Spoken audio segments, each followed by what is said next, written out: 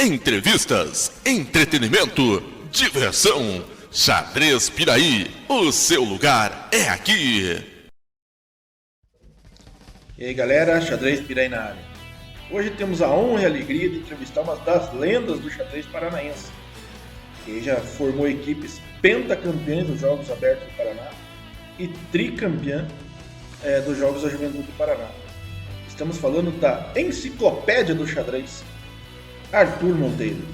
Foi uma conversa muito bacana, onde falamos sobre futebol, sobre xadrez, sobre histórias inusitadas, sobre grandes partidas, sobre os grandes títulos que o Arthur conquistou representando o município de Campo Mourão. Sejam muito bem-vindos ao nosso Charcast, o podcast Xadrez Piraí.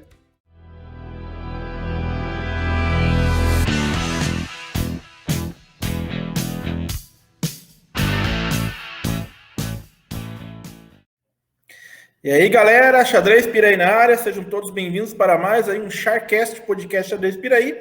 E hoje temos a honra e a alegria de conversar com uma das lendas do xadrez paranaense, que fez uma história brilhante aqui, principalmente nos jogos oficiais, o Arthur Fernando Monteiro, que por muito tempo comandou aí as equipes do município de Campo Mourão. Seja muito bem-vindo, Arthur, muito obrigado por ter aceitado o nosso convite de ter esse bate-papo aí com você. Eu que agradeço, Maurício, a oportunidade de falar um pouquinho da história, né, do xadrez, e eu fico muito feliz pelo reconhecimento que você me dispensa. Imagina. Arthur, como é de praxe, vamos falar sobre o começo. Como começou Arthur Monteiro? Como que foi o teu primeiro contato com o xadrez? Teve algum professor? Foi em algum projeto escolar? Algum clube? Ou você foi meio que autodidata? Na verdade, eu sou paulista, né? Então, eu frequentei pela primeira vez um clube chamado 1º de Maio. Mas, na verdade, quem me ensinou a jogar foi meus irmãos, o Denilson e o Celso, meus irmãos mais velhos. Mas aquela noção básica de como movimentar as peças, e nós em casa nos jogávamos bastante. Eu comecei a me interessar pelo jogo e tinha um amigo que tinha alguns livros e eu comecei a estudar aqueles livros. E logo após já comecei a vencer as pessoas, né? Como que é bem fácil, aqueles ciladas e armadilhas do Idel Becker, aquele do Renfield, aqueles livros bem antigos, né? De aberturas, basicamente, de como tirar as peças no início. E isso já constituiu uma vantagem contra meus irmãos, e aí eles começaram a parar de jogar. E logo após, e eu comecei tarde, na verdade, eu frequentei o clube, o primeiro clube que eu entrei, eu tinha 18 anos, era o Clube Xadrez 1º de Maio, lá em Santo André. E aí eu me apaixonei por jogo, e aí eu nunca mais parei. Mas, na verdade, professor, naquela época, eu acho que as pessoas não tinham professor, principalmente a gente sem condição de manter um professor, então estudava por conta própria mesmo.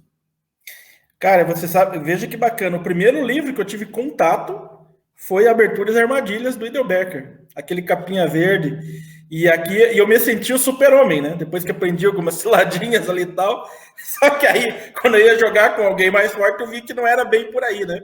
Aí eu falava, mas que raio de livro é esse, pô? O cara não cai nas armadilhas aqui, meu, e tal. Mas é lógico, é um princípio, assim, que a gente acha que aprende algumas armadilhas. Tem gente que cai, lógico, né? Mas quando você pega jogadores mais experimentados, acaba virando ainda contra você. Mas é uma boa lembrança, porque foi o primeiro livro, e foi um dos meus mentores aqui, o Carlos Bolivar. Ele tinha uma biblioteca muito legal, e ele falou, Maurício, ele me ensinou primeiro a fazer aquela anotação descritiva, né? E falou, estude por esse livro aqui, alguma coisinha sai, né? Então é uma boa lembrança, cara. Eu gostava muito desse livro. E acabei emprestando, não sei para quem, não lembro, e nunca mais tive. E estou procurando para ver se acho para comprar, para compor aqui novamente a biblioteca, porque é um livro que tem uma referência, digamos assim, afetiva, né? Pelo fato de ter sido o primeiro livro que eu aprendi uma coisa, mas bacana. Mas o apelido Meguinho vem dessa época ou foi lá em Campo Mourão? Como que surgiu a oportunidade de trabalhar em Campo Mourão, Arthur? Na verdade, em 2001 eu saí de Curitiba, né? Por exemplo, essa casa onde estou agora é onde eu morava. As minhas filhas estão aqui, né? Então eu vim aqui, estou usando o computador delas, inclusive. Aí nós fomos para Curitiba em 2001. E lá em 2001, em Curitiba não, em Campo Mourão, em 2001, E lá estava o Dr. Ivo, né? Eduardo Dr. Ivo de Souza, que hoje ele está em Guarapuava. Nós fizemos uma amizade muito grande. E ele fez concurso público e ele saiu. Ele era o técnico anterior lá em Campo Mourão e ele me indicou, né? Aí eu entrei em 2004 lá em Campo Mourão e foi assim que começou o trabalho. Agora, o apelido Meguinho é uma história bem complicada, é bem longa para contar, mas aqui... Se você tiver tempo, a gente tem tempo. Não, tempo a gente tem, mas na verdade o Meguinho é uma fusão de coisas, né? O que ocorre? Nós jogávamos xadrez no Herb Stenzo, que quem conheceu o Herb Stenzo de 93 a 98, que enquanto esteve ali na 15, na Galeria Schaffer, aquele era para mim, ali era o paraíso, era algo... a minha alegria era ir para o Herbo. Então, o Ciro comentou sobre isso. Não, era muito feliz. Eu era muito feliz de estar lá.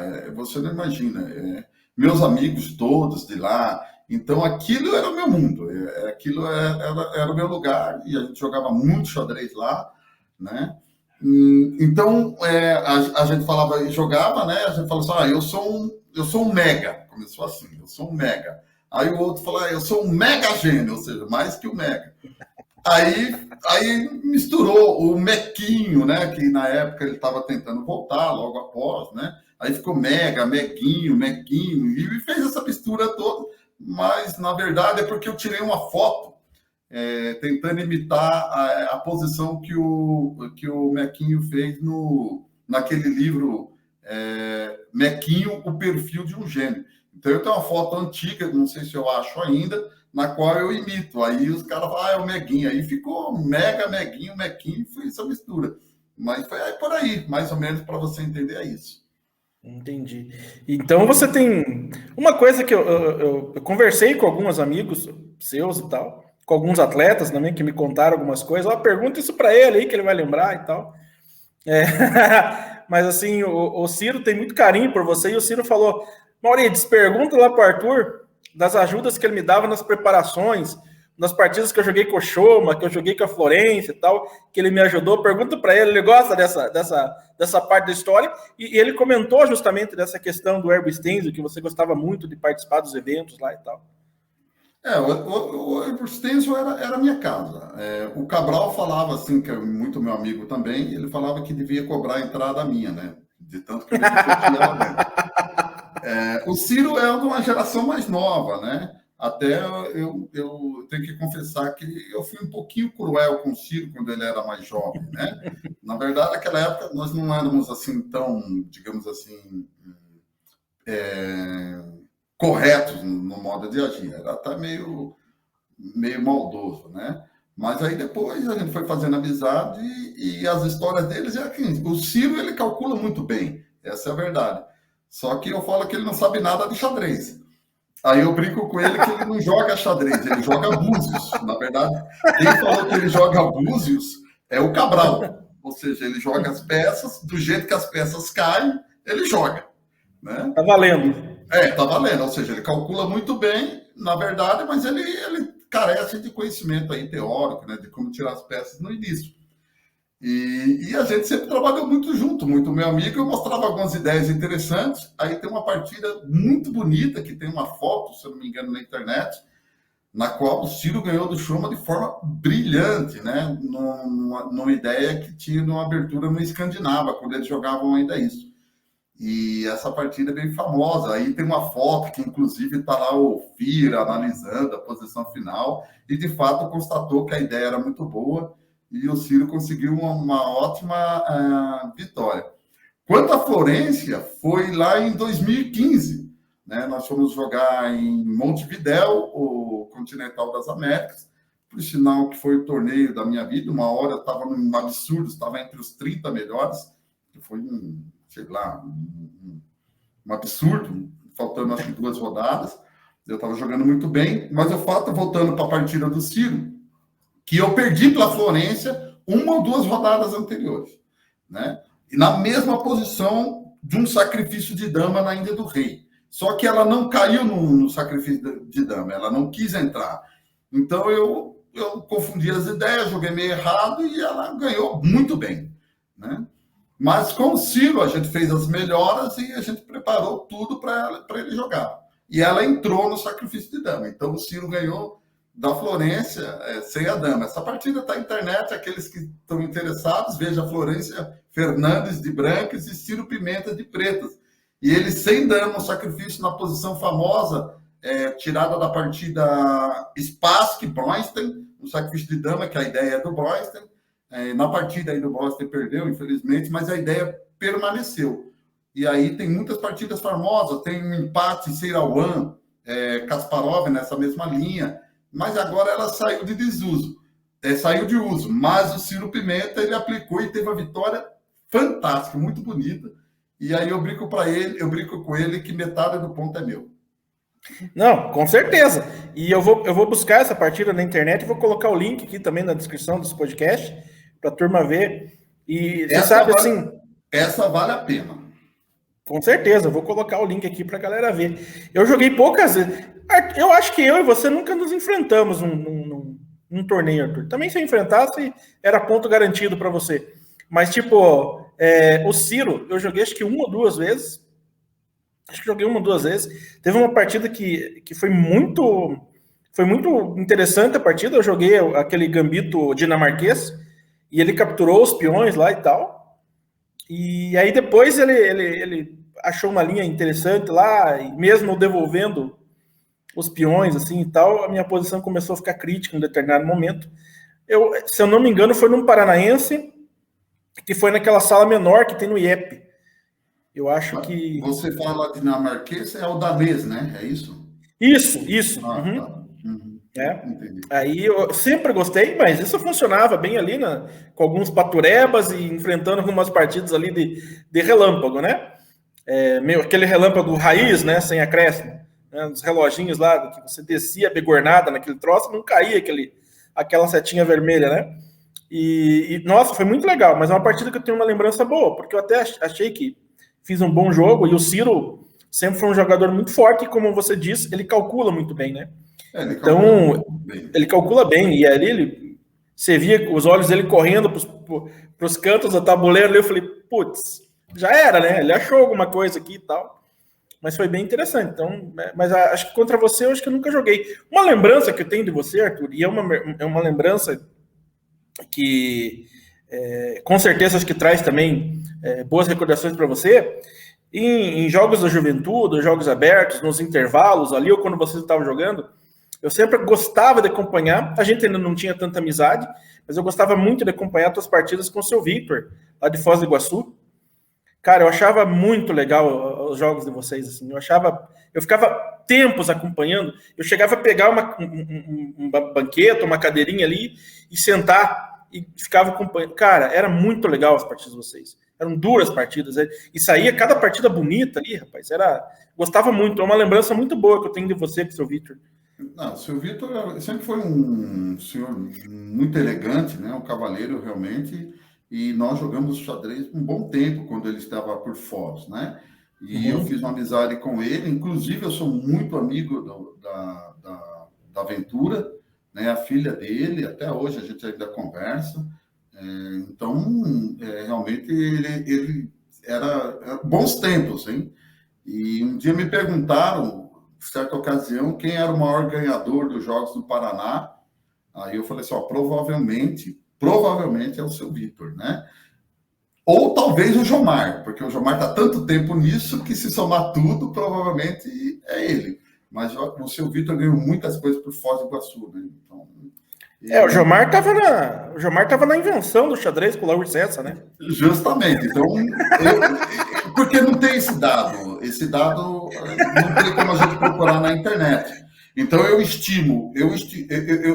penso que mais ou menos deve ser o seu Victor, que deve ser um dos maiores ganhadores, e o Jomar, né? Com certeza, um desses dois é o maior ganhador de jogos da história. Né? Tem uma galerinha correndo por fora aí. Sim, sabe, Arthur, eu tenho menos tempo de jogos que você, jogos abertos. Eu comecei com jogos abertos em 2003 e teve um espaço ali, né, até eu voltar, mas a primeira competição nossa foi em 2003, acho que foi em Pato Branco, se não me engano. E nos Jogos da Juventude, minha primeira competição foi em 98. Então tem um certo tempo, a gente só não participou em 2000, acho que teve alguma troca de secretárias aqui e tal, e a gente acabou não indo no ano 2000. Mas eu tenho, claro, além das boas colocações e alguns títulos no convencional e algumas medalhas que a gente teve, mas eu sempre tenho boas lembranças de algumas equipes marcantes, assim, sabe? E tem duas conquistas que eu considero assim históricas no xadrez de jogos oficiais. Uma foi em 2010 pela equipe masculina da Araucária, em Maringá. Eu achei sensacional.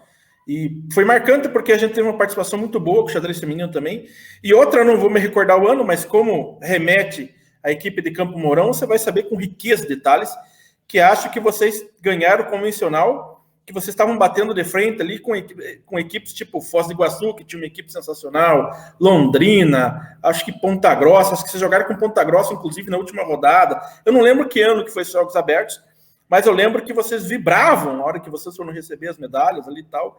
Acho que foi um dos momentos muito legais que eu vi no xadrez, que uma equipe que, apesar de forte, mas ela não era tão favorita, e vocês passaram por tudo, por cima disso aí, foram lá e ganharam o convencional, eu acho, ou geral, não lembro, acho que foi o convencional, mas vocês, cara, foi sensacional.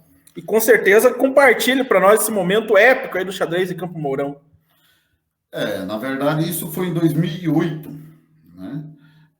A equipe era o Pablo Barro Novo, lá da Argentina. Ele era um mestre FIDE na ocasião, de 2.200 e alguma coisa. O segundo tabuleiro era o Cruz, né? William Cruz, que hoje é mestre FIDE, mas na época ele era só um jogador forte, era um menino de 19, 20 anos, mas que já jogava bem. O terceiro tabuleiro era eu, e o quarto jogador era o jogador de Búzios, o Ciro Pimenta. Né? Incrível! O match final, nós jogamos contra a Ponta Grossa, né, que era o mestre internacional Disconze, que jogou com o Pablo, e o Pablo ganhou uma partida cheia de reviravoltas. Para você ter ideia, tem um detalhe nessa partida que, em um momento, o Disconze estava melhor na posição e tinha 50 minutos. E o Pablo tinha 6 minutos e pior. E quando ele levantou, eu achei que o Pablo tinha perdido. Aí eu perguntei para o Denis, né, que estava como assessorando a nossa equipe, falei, que resultado que deu? Aí ele perguntou para o Pablo, né? Aí o Pablo fez assim, que ganhou. Aí eu falei, o cara não entendeu, pergunta para ele qual o resultado que deu a partida. Aí ele falou, não, ele ganhou. Aí eu falei assim, nossa, ele ganhou aquela partida, e nós precisamos de um resultado amplo contra a Ponta Grossa, que é um absurdo, e Ponta Grossa também querendo um resultado amplo contra nós, né? Que eles eram bem mais fortes. O segundo tabuleiro era o Frederico Matsura, né? Mestre FIDE, jogando contra o Cruz, que era um piá só talentoso. Na ocasião, ainda não tinha despontado para o mestre FIDE, campeão paranaense, que é hoje. Né? Aí o Cruz ganhou a dama do Fred, é o que ficou mais ganho e acabou empatando. Né? O Ciro Pimenta, a gente preparou um Budapeste, contra o Anderson Dias, no quarto tabuleiro. O Anderson sempre foi um jogador fortíssimo, 2.200 e pouco, alto, né? E jogamos uma variante mentirosa do Budapeste. O Budapeste já é meio mentiroso, mas a variante que nós estudamos é mais mentirosa ainda. Só que aí o Anderson quis fugir, ficou muito torto, e o Ciro dominou a partida muito bem. Eram as posições que a gente realmente queria, e ele ganhou bem. O primeiro a ganhar foi o Ciro. Né? Aí no final ficou eu e o Vitório e o Chemin, e eu joguei um Gambito Morra. A partida foi bem dura, lógico, um peão a menos desde sempre, mas com iniciativa, ataque. E aí, nos últimos minutos, eu consegui ganhar uma peça. No final, ele acusou, as duas setas, a minha e a dele estava de pé. Ele acusou meu tempo, e aí eu olhei, meu tempo está em pé, chamei o árbitro. Falei, o camarada acusou minha seta está em pé, né? O árbitro mandou a gente continuar jogando, obviamente, né? Advertiu ele verbalmente, só porque não tem mais o que fazer. Mas ele já estava muito mal e eu ganhei. Então, nós ganhamos de 3,5 a meio de Ponta Grossa. E aí nós ganhamos o convencional Na frente, que é na equipe de Cascavel, que o Zini tinha montado uma super equipe, que era o Jaime Sunier, o argentino Palermo, né? O Jomar Cruz e o Jomar, o Oswaldo, o Zini e o Ziarek. Essa era a equipe deles. E nós ganhamos de forma incrível os jogos. Então, o que eu falo, no Paraná é onde os capivaras são mais fortes. Mas assim, quando você tinha vasto conhecimento das equipes, a movimentação e tal, você sempre foi um cara de bastidores e tal. Quando você montou a equipe, claro que a gente tem que acreditar que o melhor vai acontecer, mas quando você montou a equipe, você tinha essa perspectiva assim, cara, a gente vai longe. Ou em que momento dos jogos assim você falou, opa, peraí, temos chance aqui, acho que vai dar certo. Não, na verdade é o seguinte, eu era muito amigo já do Sandro Marreco, que jogou vários anos por Campo Mourão. Então ele falou assim, eu tenho um aluno, o Pablo Barro Novo, que é um jogador muito forte. Ele é um mestre FI de 2,200 e pouco, mas ele é muito forte. Ele vai jogar muito bem os jogos. Então a indicação foi do Sandro, que é muito amigo meu, então a gente confia, né? Alguma coisa o Sandro já entendia de xadrez. Sim, só que ele era MI na época, ele não era GM, né? Nessa época. Aí o Sandro indicou o Pablo, então ele veio, era um bom jogador, né?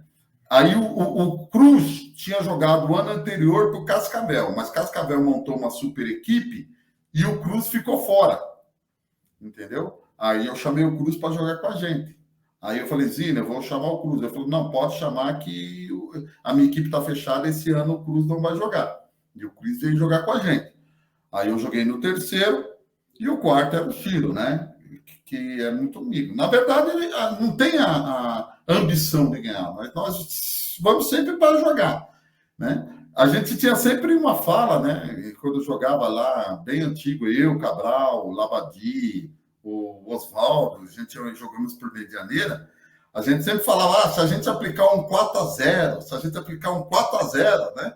Aí sempre o Cabral falava, é o carro do sonho que está passando, né? Ou seja, a gente sempre sonhou, né?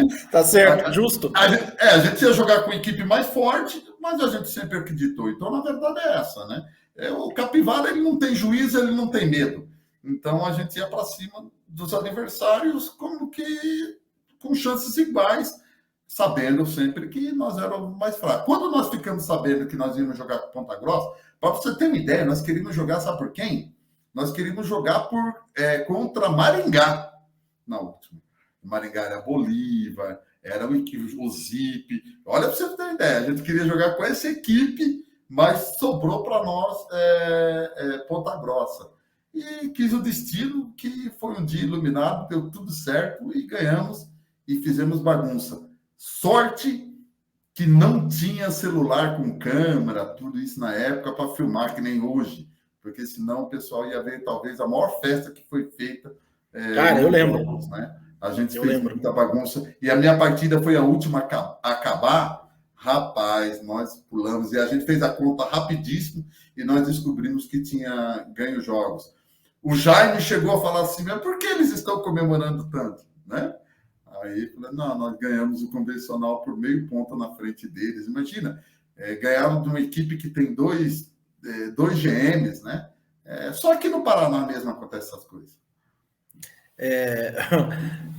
O Jaime, a gente participou de um torneio no IEP, se eu não me engano, lá que tinha aquele paranaense por equipes, né? Que na verdade era uma confraternização, né? A turma ia participar mais para se divertir e tal, claro, se ganhasse ali, beleza. Mas a turma ia se divertir e a gente jogou, a gente ficou em terceiro. E olha a equipe, era só capivara. Era eu, o Pete, o Kloster de Guarapuava, o Goles e o Zampier. Essa era a equipe. A gente batizou a equipe de handbook. Porque só tinha árbitros, né? Aí a gente, não, handbook, vamos lá e tal. Cara, e aí a gente, surpreendentemente, acabamos em terceiro, no geral, mas a gente levou 12-0 da equipe de Maringá, que era sempre aquelas equipes lá e tal, Mas é que, assim, todo mundo quase levou 12-0, né? Então, ele não fez tanta diferença. E da equipe do Sunier, a gente tirou meio ponto. E era uma equipe muito forte. E aí, esse meio ponto foi por causa minha. Não, meio ponto não, a gente tirou um ponto. Eu ganhei do seu Irídio. Eu enrolei ele no tempo. Ele jogou uma Pirt e eu joguei, fui com tudo, né? Joguei com E4, D4, F4, fui com aquele ataque louco para cima. E no finalzinho ele tá ganho, ele tá melhor. Mas ele demorou muito para conseguir consolidar a posição dele e ficar melhor. E aí a gente tirou esse ponto. Eu acho que o Sunier não gostou muito. Eu não sei se foi por esse ponto que eles não ganharam geral, porque era uma baita equipe, né? Era o Sunier, o Choma, o seu Irídio. Eu não lembro quem que era o outro que estava na equipe. Não lembro, realmente. Eram os engenheiros. Eu não lembro quem que era o outro. Não sei se era o... me fugiu agora. Mas era uma equipe muito forte, né? Ele estava brigando ali pelas cabeças com o Maringá e tal. Que, aliás, Maringá sempre eles invertiam, né? Num ano eles jogavam com o Maringá, no outro ano eles jogavam com o Paranavaí, né? Porque era o Jomar, o Jair, o William Iano, que também foi um baita jogador aqui do Paraná, né?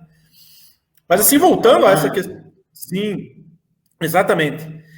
Voltando a falar um pouquinho dos jogos oficiais, a gente viveu épocas douradas dos jogos oficiais do Paraná, né? Tanto nos Jogos da Juventude, você bem mais que eu, por causa das conquistas. Não é para qualquer um ser pentacampeão de jogos abertos, tricampeão dos Jogos da Juventude. Me corrija se eu estiver errado, mas acho que é isso, né? Eu acho que é isso, na verdade. E eu tenho muita lembrança das equipes, eu lembro que você tinha... Não era uma rivalidade, mas você sempre estava ali com Paranavaí, eu acho, no feminino, pelo menos. Em Maringá sempre era um problema, né? Ponta Grossa, às vezes, traziam também algumas complicações. Mas, enfim, eram fórmulas fantásticas e que a gente gostava muito de participar. Não sei se você tem conhecimento como serão os jogos esse ano, né? Não sei se você ficou sabendo. Os jogos esse ano vão ser apenas um dia, né? Por conta dessa pandemia e tal. Foi a fórmula que adotaram. Eu tive uma conversa com o segundo em comando do esporte lá, que é o Cristiano, né? Del Rey. E ele falou que, né, foi o jeito de se adequar para que os jogos acontecessem. Mas ele ainda deixou claro que não sabe se os jogos vão voltar a ser o que foram, né? Com aqueles dias e tal, que era divertido demais, né? Relâmpago, rápido, convencional. E depois teve que ter uma nova, foi reformulado para que só as 6 melhores equipes jogassem ali o convencional, porque também teve uma redução de dias, né, e tal. E eu me lembro que era para fazer em 3 dias, e daí, por último, chegou lá um ultimato, não, vai ser em 1 dia, vão ter que se adequar aí e tal. Mas, assim, o que você acha? Você acha desse formato que vai ser adotado, a princípio, por essa questão, depois talvez eles repensem, e também acabaram a divisão, né? Uma divisão única. Só que, se a ideia era reduzir o número de participantes, eu acho que não deu muito certo, né? Porque, pelas contas que eu fiz aqui, vão ser mais de 260 participantes, né?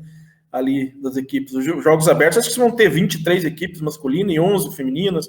Nos Jogos da Juventude, se eu não me engano, são 25 ou 26 masculinas e 23 ou 24 femininas e masculinas, enfim, é muita gente. Mas o que você acha desse formato? Você acha ainda que a gente tem essa possibilidade de voltar aqueles jogos que eram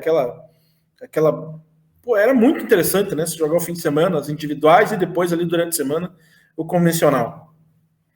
Bem, primeiramente eu vou falar em minha defesa. As pessoas falavam, o Arthur é muito chato nas reuniões da CCO. Era participativo, né, Arthur? Né? Não, mas o fato é o seguinte, a minha luta foi sempre por uma competição longa, duradoura, e uma competição que expressasse realmente a força entre as equipes. Então, é lógico, a gente gostava, aqui no Paraná sempre foi o primeiro estado a ter rápido, relâmpago e convencional, né? Dito isso, a gente gosta, a gente aprendeu a jogar relâmpago, a gente aprendeu a jogar rápido, bem mais do que os outros estados. Hoje todo mundo joga, hoje é normal, mas anteriormente aqui o Paraná era o que jogava muito mais blitz, tanto que quando a gente ia jogar em outros eventos, caía nos apuros, a gente se salvava em muitas vezes. Dito isso, Eu acho que a federação ela tem que tomar um cuidado muito grande com o futuro. Se é o que temos para esse ano, a gente vai e joga dessa forma. Mas para o futuro, o xadrez não é rápido e nem relâmpago, nunca foi. Né? O Botvinnik, ele até uma vez brigou com o Kasparov pelo fato de Kasparov foi jogar um torneio de rápido, ou blitz, algo assim. Porque o xadrez, para ele, para o Botvinnik, o xadrez sério é convencional. E, na verdade, todos sabemos que o xadrez sério é o convencional. Né? Nós temos os campeões mundiais de relâmpago, rápido, eles são realmente pessoas fantásticas, jogam muito. Quando não é o Carter que ganha os 3, mas o que importa para o xadrez é o convencional. Então, nós não podemos perder, deixamos passar esse ano, por causa da pandemia, esses fatores aí que realmente geraram esses problemas, mas a federação, eu acredito que ela tem que lutar veementemente e não voltar atrás, porque eu acredito que não vai ter competição de futebol de salão em um dia só, não vai ter competição de basquete num dia só, e nós fazendo num dia só o xadrez, nós vamos estar reduzindo a nossa modalidade. E eu vou ser sincero, enquanto eu estive no Paraná aí como técnico, trabalhando, eu sempre lutei por 7 dias de competição, por algumas janelas de descanso, pelo menos, jogar uma partida só durante a semana, por 2 dias, e eu acredito que fiz minha parte. E se nós deixarmos aí, eles vão querer fazer esse torneio aí em uma tarde só, e não é o xadrez. Referente à quantidade de pessoas, eles eu acho que não se importam, desde que seja um dia só ou 2, para eles tudo bem. Eles querem reduzir os custos, né? Com arbitragem, alojamento, tudo isso, de logística. Então, obviamente, a ideia deles no final vai ser essa. Mas eu reafirmo, eu duvido que vão fazer torneio de futebol de salão, de basquete, de voleibol, essas modalidades clássicas em um dia só. E se for todo mundo, fazer o quê? A gente entra no barco. Agora, se for tirar isso do xadrez, a gente não pode aceitar. Ou seja, se for para ser dessa forma, eu, na minha ótica, para o futuro, eu não faria questão nenhuma de comparecer. Mas isso aí, as cidades que trabalham com isso têm que lutar pelo interesse do xadrez, principalmente a federação. E lutar pelo que é possível também, né? Não podemos dar murro e ponto de faca, mas temos que buscar um meio termo. Inclusive a gente não vai participar dos abertos esse ano, porque os Jogos da Juventude serão na sexta-feira, dia 26, e já no dia seguinte os Jogos Abertos. E vai ser em Apucarana e, até onde eu sei, não vai ter alojamento, né? Então ficaria muito inviável da gente ter que blocar, alugar alguma coisa lá, porque seriam muitos atletas, né, e tal. Então para a gente ficou inviável esse ano. E eu espero que eles repensem essa situação de fazer, sei lá, uma competição, se for manter esse formato, eu espero que não, mas se for manter esse formato, que pelo menos seja ali uma diferença de, sei lá, uma semana, 15 dias, não sei, porque como era anteriormente, né, que você, num mês era os Jogos de Juventude, no outro mês Jogos Abertos, e estava tudo bem, e você fazia 5, 6, 7 dias de competição, e claro, a gente entende essa situação, mas eu espero sinceramente que seja por esse motivo, né, excepcional, e que ano que vem, pelo menos, alguns dias ali sejam aumentados, porque concordo com você, o xadrez convencional é o que realmente faz o xadrez acontecer nos jogos, né? Claro, é emocionante, é muito legal você ver lá as partidas de xadrez relâmpago, né, principalmente quando você entra na reta final, que você vai estapeando o relógio e tal, claro que é, mas isso também pode acontecer no convencional, né? Porque você vai, o teu tempo vai indo, mas você fez acontecer alguma coisa ali no tabuleiro e tal. Então a gente espera realmente que isso se resolva, enfim. Uma coisa, Arthur, que eu perguntei para você, o que você achou de ter acabado com a divisão A e B e ser uma divisão única agora? Os abertos já eram, né? Já eram assim. Mas os Jogos não. Isso não é um problema sério para mim. Eu acho que eu vejo... É lógico, as divisões, elas tornam mais fácil de aferir o campeão por causa do número de rodadas. Então, no suíço, a aleatoriedade não vai pesar tão grande, né? Quando era uma divisão só. porque às vezes na última rodada uma equipe puxava alguém lá de baixo e era beneficiada, isso acontecia muito, né? Por isso fizeram as divisões. Então, para aferir de fato, fizemos competições até shooting, né? Que foi um sonho, jogava de todas, jogar tarde à noite, jogamos um monte de partida, né? E ali realmente aferia quem era a equipe mais forte, sem prejuízo disso do emparceramento. Mas eu não vejo um problema muito grande. O que, na verdade, o problema maior mesmo é reduzir, tirar o convencional dos jogos. Veja bem, imagine o que é o xadrez. Nós estudamos xadrez, nós vimos partidas. Imagina, você vai ver partida de Paul Morphy, de Kasparov, você vai analisar aquelas grandes produções artísticas, que aquilo é beleza. Como diz Mikhail Tal, os torneios serão esquecidos, assim como seus vencedores. Mas as partidas dos grandes mestres elas vão permanecer para sempre. Agora, como que você vai permanecer para sempre uma partida jogada em 5 minutos, uma partida jogada em 40 minutos? Não, é o convencional, o xadrez é o convencional. Então, a gente tem que lutar por isso, senão vai ser a morte da nossa modalidade. Eu penso assim. Verdade, verdade. Faz muito sentido. Arthur, como eu falei, você é um cara que tem uma longa história em jogos oficiais e tal, e não só nos Jogos da Juventude, abertos paranaenses, nesse festival de menores e tal. Você deve ter muita história de bastidores, muita história engraçada. Se você puder compartilhar algum desses momentos, tem uma que foi o Luiz Felipe que comentou comigo sobre um rapaz, acho que era uma história envolvendo o Marcos Paulo, alguma coisa assim. E ele falou, pergunta para o Arthur, vê se o Arthur lembra dessa história aí. O Marcos Paulo, um aluno que se tornou meu amigo, na verdade todos os alunos praticamente se tornaram meus amigos, uma figuraça, né? E ele se dedicava pouco ao xadrez, mas gostava do jogo, né? Então, ele gostava muito de festa, né? E quando os meninos, o Luiz Felipe eu acho que uns 2 anos mais novo do que o Marcos Paulo, né? E num desses jogos lá, o Marcos Paulo pegou um carrinho de feira e colocou um amigo ali no coisa, e nós fomos empurrando pela rua, lá em Paranavaí, né? Eu acho que isso aí foi 2013, algo assim. Então, esses meninos eram fantásticos, né? Saudade deles, hein? Luiz Felipe também, menino hoje está trabalhando com xadrez também, e uma saudade muito grande desse povo aí, gente que está no meu coração para sempre, né? A história talvez maior é essa que nós falamos aí, de 2008, né, em Cascavel, que nós ganhamos o convencional, né? Mas eu acho que uma das realizações maiores como técnico foi realmente ganhar em Campo Mourão, com jogos em 2011, que nós ganhamos em casa, e sem a Cíntia já, né? A Cíntia tinha estourado um ano antes, e nós fomos campeões pela 3ª vez, com uma equipe fantástica, que era a Elise, para você ter ideia, no ano anterior a Elise era o 4º, né? Lá em Campo Mourão ela era o número 1. A Laxmi no 2, a Sarinha jogando no 3, mas teve umas inversões lá, que eu coloquei a Laxmi no 3 e a Sara no 2, tivemos umas inversões. E no 4º, a Keila. E também jogou a Aline, a irmã da Cíntia, né, que é um ano mais nova, ela jogou também. E jogou a Faro, a menina de Cascavel, que era a nossa reserva.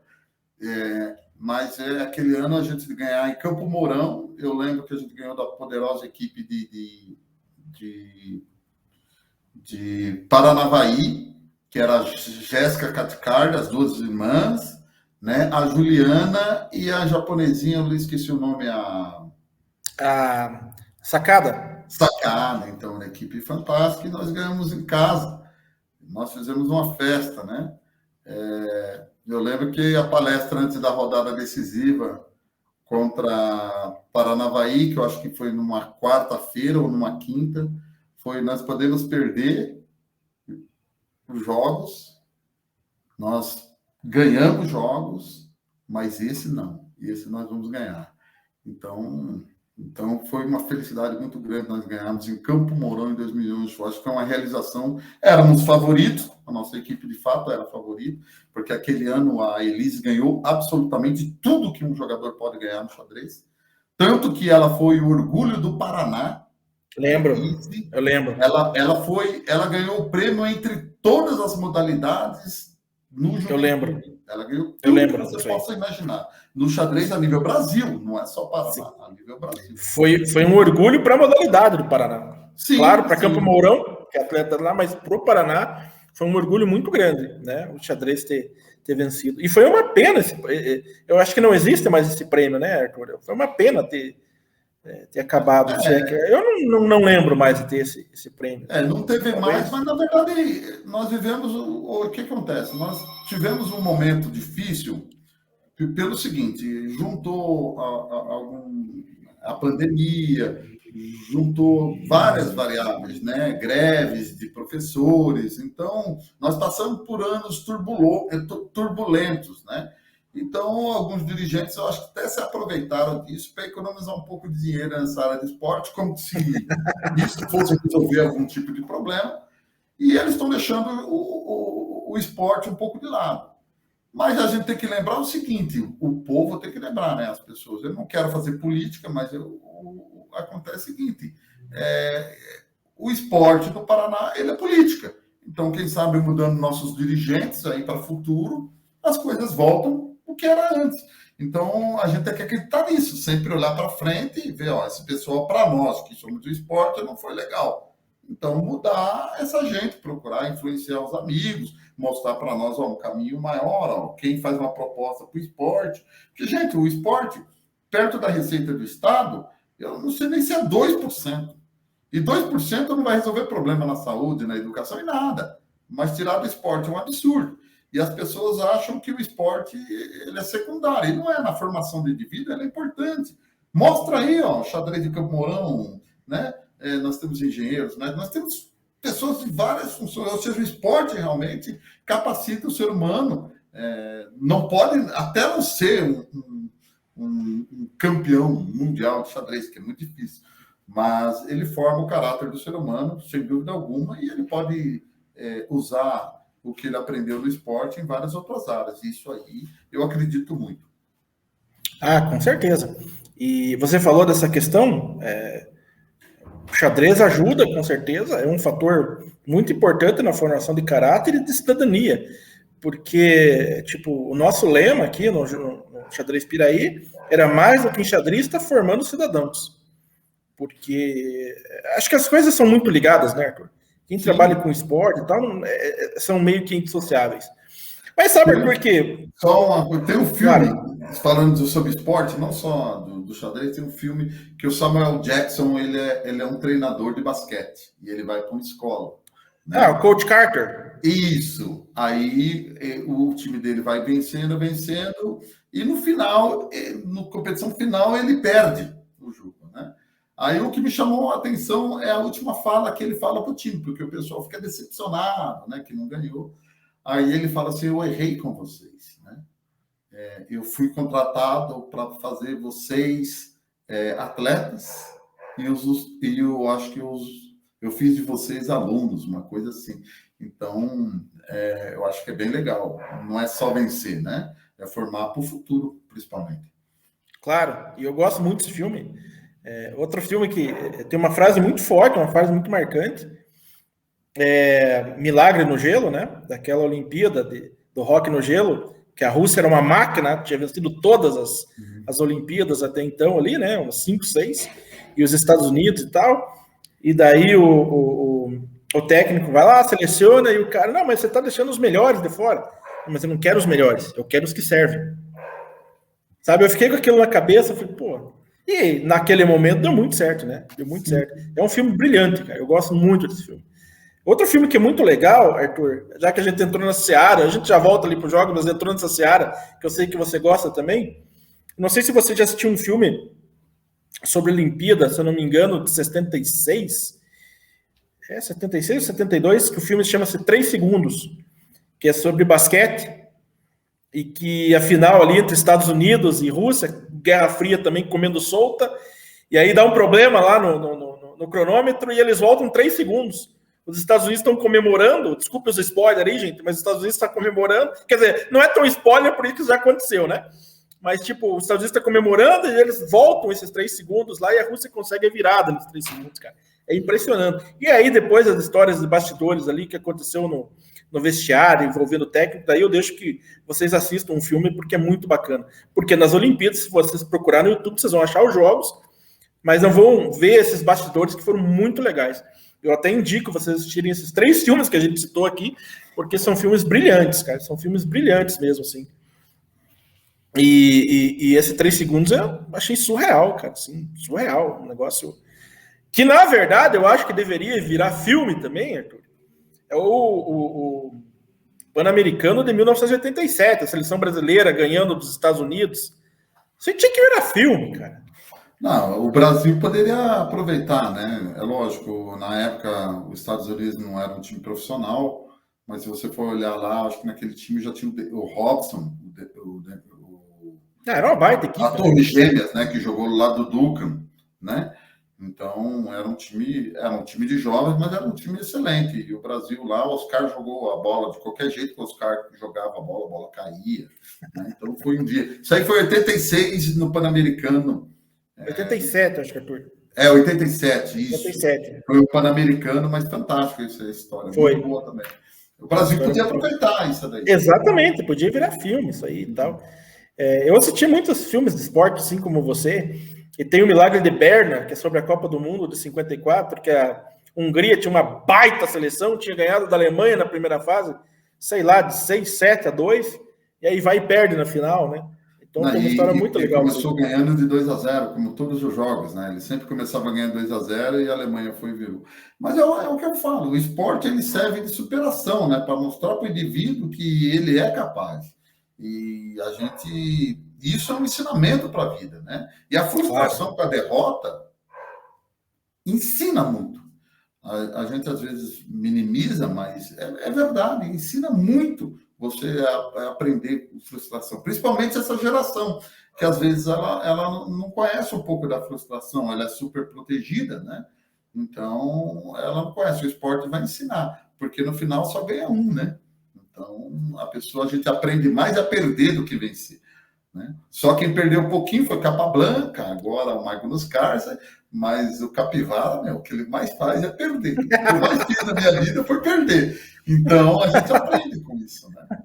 Sim, sem dúvida. Sem dúvida. Eu adoro esses filmes de esporte, sabe? Cavaleiros do Sul do Bronx, lá do xadrez, eu acho muito bacana esse filme também. Você entendeu? Enfim... E nós mesmos, Arthur, assim, toda a galera que trabalha com xadrez aqui, aí eu lanço a ideia aí para a federação, fazer um documentário sobre os jogos aí, sobre as grandes equipes, acho que seria bacana, assim, entendeu? Faz um projeto, tenta um patrocinador, alguma coisa aí, ou mesmo tenta com a Secretaria de Cultura, alguma verba, né, para montar um documentário sobre a história do xadrez paranaense. Acho que seria sensacional. Você entendeu? E até eu acho bacana, Arthur, e até me emociona um pouco, eu acho muito bacana que as pessoas, e o documentário não deixa de ser uma homenagem, mas que as pessoas sejam homenageadas em vida, sabe? Por tudo aquilo que fizeram. Eu acho isso... o Pelé fala muito sobre isso, sabe? Que todas as homenagens que vão fazer para ele, que façam em vida, né? Que ele quer estar presente. E nós, mas a gente não pode esquecer, logicamente, de todo o pessoal que passou, que ajudou a construir, que infelizmente já se foi, mas deixou essa contribuição importante. Aqui em Piraí, com a diretoria do nosso clube, a gente vai criar o Hall da Fama do xadrez piraiense, sabe? Os grandes nomes, todo aquele pessoal que ajudou a trazer alguma coisa aqui para o xadrez Piraí, porque o xadrez não começou com o Maurides. Existia uma turminha ali da década de 50, 60, que mesmo de maneira tímida, fazia alguma coisa. Então eu acho que um documentário sobre o xadrez paranaense, né, buscando aí os alfarrábios do Licurgo Rosman, que deve ter muita pesquisa a respeito do xadrez. Inclusive, a gente tem aqui um quadro, Arthur, que o Hélio Saldanha, que é o nosso pioneiro do xadrez, ele ganhou do Herbo Stenzo em 1959. E veja que louco, né? O Licurgo Rosman mandou uma carta para os familiares com a partida. E eu lembro que ele... cara, é sensacional essa história. E eu lembro que ele na carta está escrito assim, ó, não me recordo de ter conhecido a família Saldanha aí de Piraí do Sul, mas é quase certo que vocês não têm o exemplar desta partida que foi jogada em 1959 pelo professor Hélio Saldanha e o Herbo Stenzel, né, que era campeão paranaense na época. E aí ele conta que o Herbo Stenzel ficou meio sem entender como é que ele perdeu a partida e tal, reproduziu a partida de cabeça, fez a anotação e deixou. E aí, quando o Licurgo Rosman estava fazendo pesquisa sobre a vida do Herbo Stenzel, ele descobriu essa partida. E aí mandou para os familiares Herbo Saldanha aqui. E a gente tem essa aqui na nossa parede aqui e tal, num destaque, porque é uma história sensacional, né? Uma história, assim, que ajudou. Então, eu sempre falo que o Herbo Stenzel tem muito a ver com o nosso xadrez, por causa dessa ligação e tal. Então, eu acho que um documentário sobre o xadrez paranaense seria, assim, uma coisa muito bacana, Arthur. Acho que muito bacana. Uma ideia muito boa, realmente uma ideia muito boa. Acho que a federação podia tentar levar a cabo isso. Gostei, realmente fantástico. Uma ideia excelente. Tem muita história para contar, histórias realmente para deixar para o futuro, né? Deixar o nosso legado também, o que foi realizado, o trabalho de várias gerações. Para você ter ideia, a gente lembra lá do Herbo Stenzel, a gente, na verdade, nós não sabemos o que é, que ele era um artista plástico, era um enxadrista forte a nível nacional, né? Frequentamos o clube com o nome dele, eu cheguei a ver alguns livros com partidas do Herbo Stenzel, mas não do Herbo Stenzel, acho que era do Souza Mendes, né, que era o campeão brasileiro, que foi um dos maiores campeões brasileiros que já teve. Eu não lembro quantas vezes ele ganhou, mas o Souza Mendes ganhou vários e tinha partida dele com o Herbo Stenzel. Então, na verdade, isso seria interessante realmente registrar e guardar isso. Claro. Uma boa ideia, uma excelente ideia. Claro. E como diz o Maximus, né, o que a gente faz na vida ecoa na eternidade, né? Então, vamos deixar esse legado aí. E ainda só, para a gente encerrar essa questão dos jogos, mas é que está muito bom falar sobre jogos, uma lembrança que eu tenho de você, Arthur, que é impagável, é você narrando os jogos de xadrez relâmpago. Infelizmente, a gente não vai ter, pelo menos por enquanto, essas confraternizações que eram... Cara, era demais, né? Aquelas confraternizações, né, dos jogos. Acho que era sábado, né, à noite que a gente fazia as confraternizações, né? E aí muito regado a churrasco... E boas risadas, água mineral, claro, e os torneios de relâmpago. E eu lembro que num desses torneios, cara, que você resolveu narrar, foi porque o Vitório Chemin falou que não tinha ninguém naquela sala que podia ganhar dele. E eu não lembro se ele ganhou esse torneio ali e tal, mas ele falou em alto e bom tom lá que não, aqui não tem ninguém que ganhe de mim nessa sala, não sei o que e tal. E aí você foi lá e começou a narrar as partidas dele. Cara, eu achei aquilo impagável, cara. Na verdade, era o mundo, na verdade, era um pouco do que era o Herbo, né?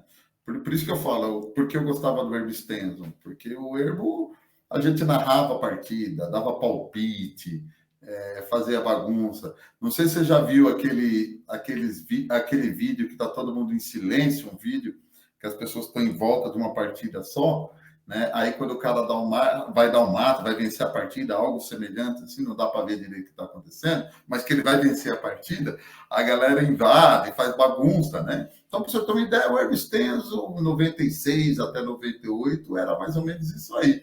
E era fantástico. Então, um pouquinho da narração, das brincadeiras, das frases de efeito. Por exemplo, muitas das coisas que eu falei a vida inteira é um pouco de um jogador, do Mestre Márcio, que é uma lenda, né? A gente fala que ele é uma lêndia do xadrez, então a gente pega todo um pouquinho de cada um e eu levei lá para Campo Mourão, né? Então, muitas histórias era de Curitiba, do povo curitibano, realmente, que eu levei lá para Campo Mourão e foi espalhando para o Paraná. E nessas narrações, obviamente, usava aqueles jargões, né? As frases de efeito, que eu gosto demais.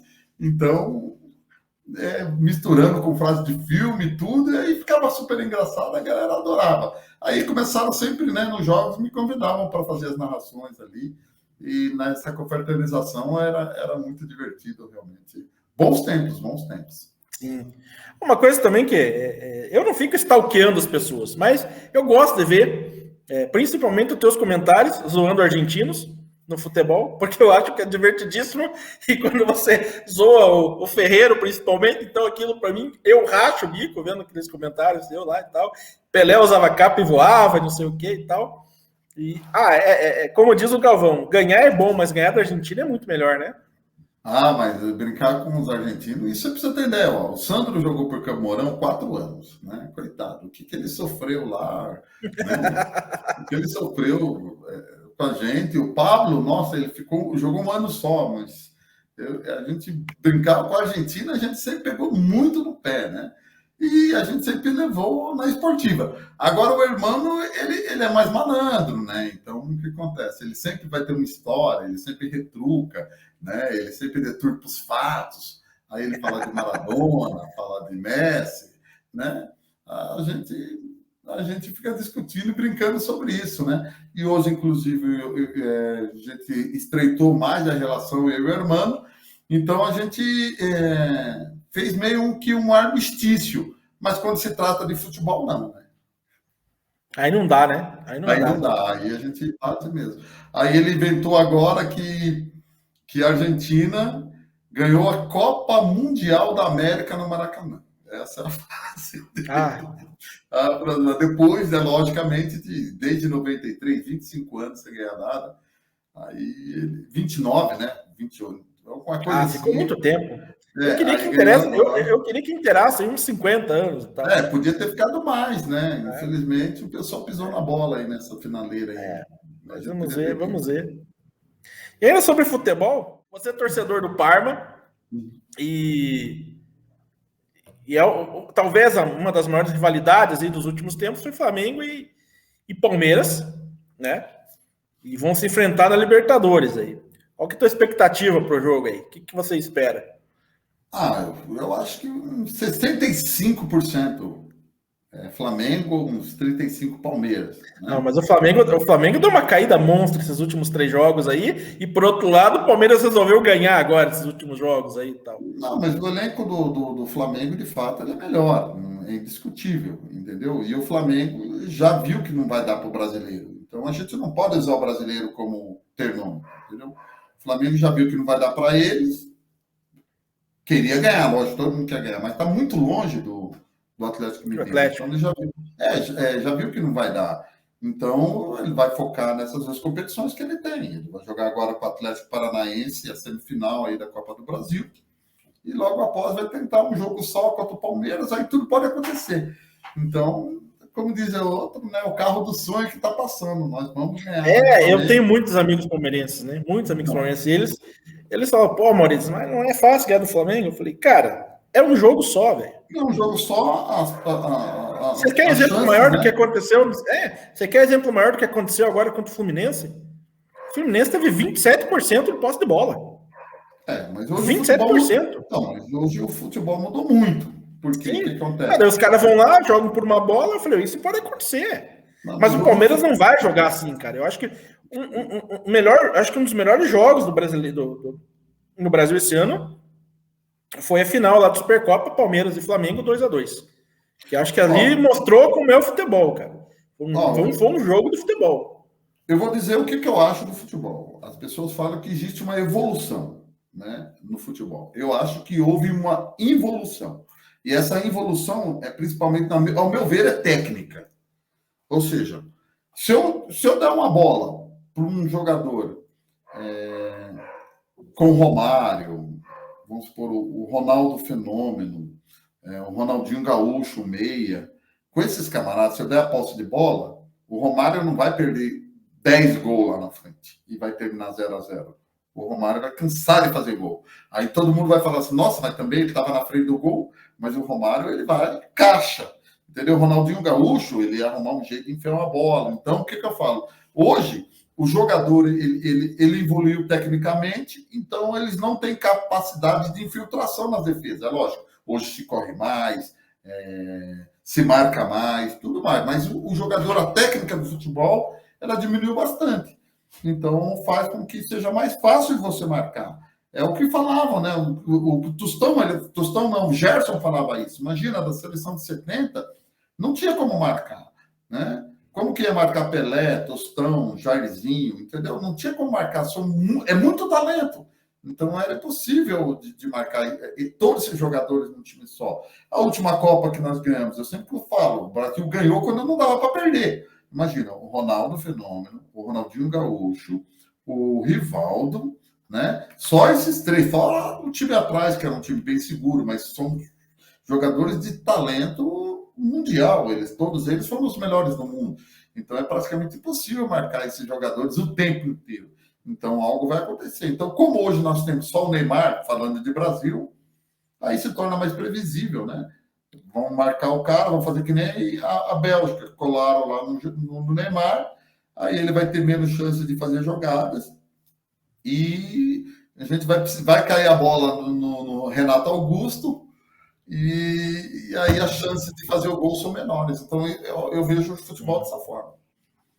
Viu, uma pequena provocação. Palmeiras tem Mundial ou não tem Mundial, Arthur? Bem, você quer a resposta séria ou a resposta... Dá aí a resposta aí, ó. Não, na verdade é o seguinte, seria como você falar que Paul Morphy não foi campeão mundial de xadrez. Então, eu vou colocar para o nosso esporte. Paul Morphy, sem dúvida alguma, foi o melhor jogador do mundo no seu tempo. E o Palmeiras, naquela época, ele foi o melhor time do mundo. Né? Não existiu o formato oficial de campeonato do mundo, mas o torneio que foi realizado ali no Brasil, os jornais da época diziam campeonato mundial. Está aí na internet, qualquer Google, né, menos tendencioso, você vai ver que aquele evento foi de fato um campeonato mundial. Não vai ter o reconhecimento da FIFA, né, jamais pelo jeito, e isso também para o palmeirense, na verdade, pouco importa.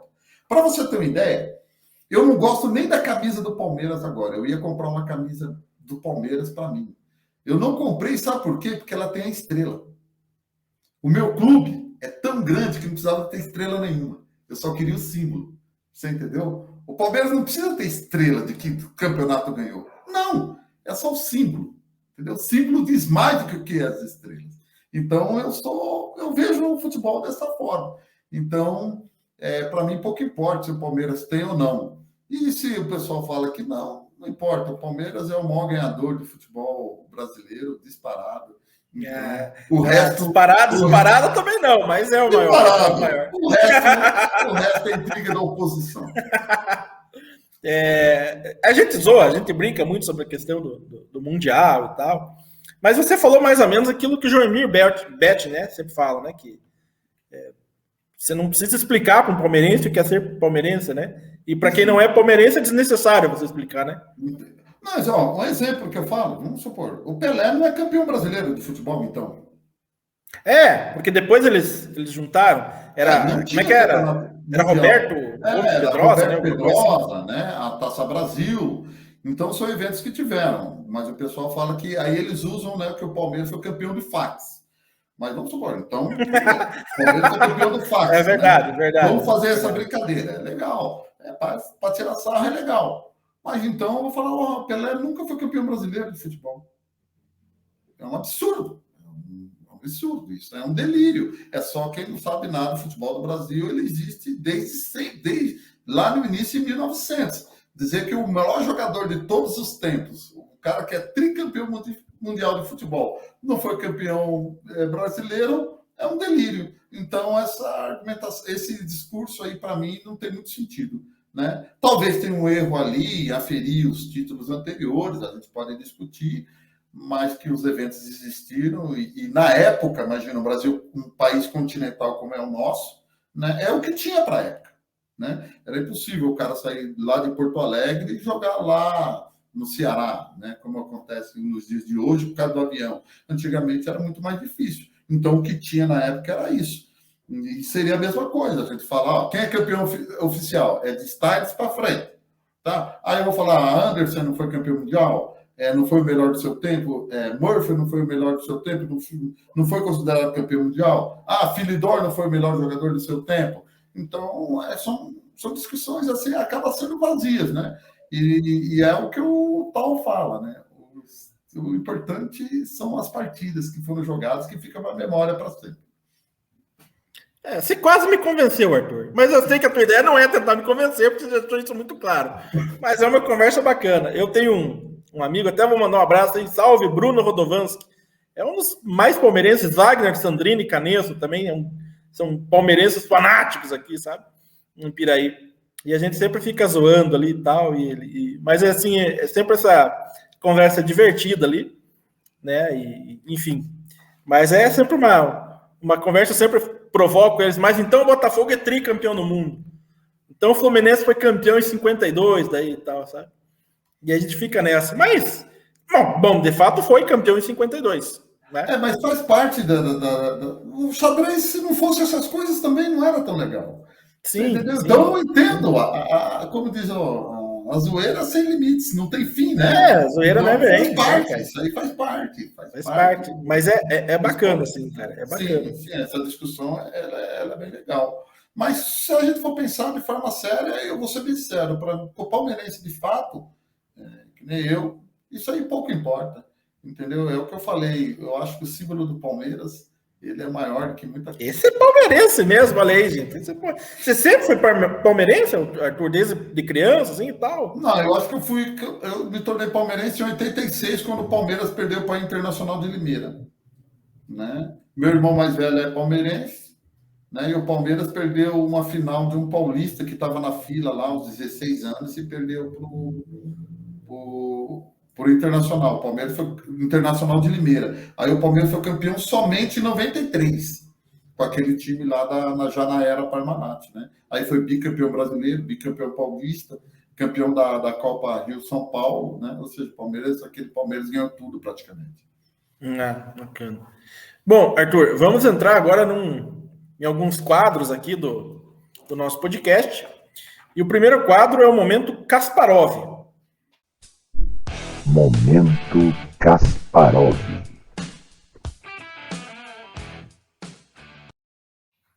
Esse Momento Kasparov, a gente gostaria que você comentasse com a gente qual que você acha que foi a sua melhor partida até hoje, ou o seu melhor evento como jogador até hoje, que você compartilhasse com a turma aqui. Qual que é a imortal do Arthur?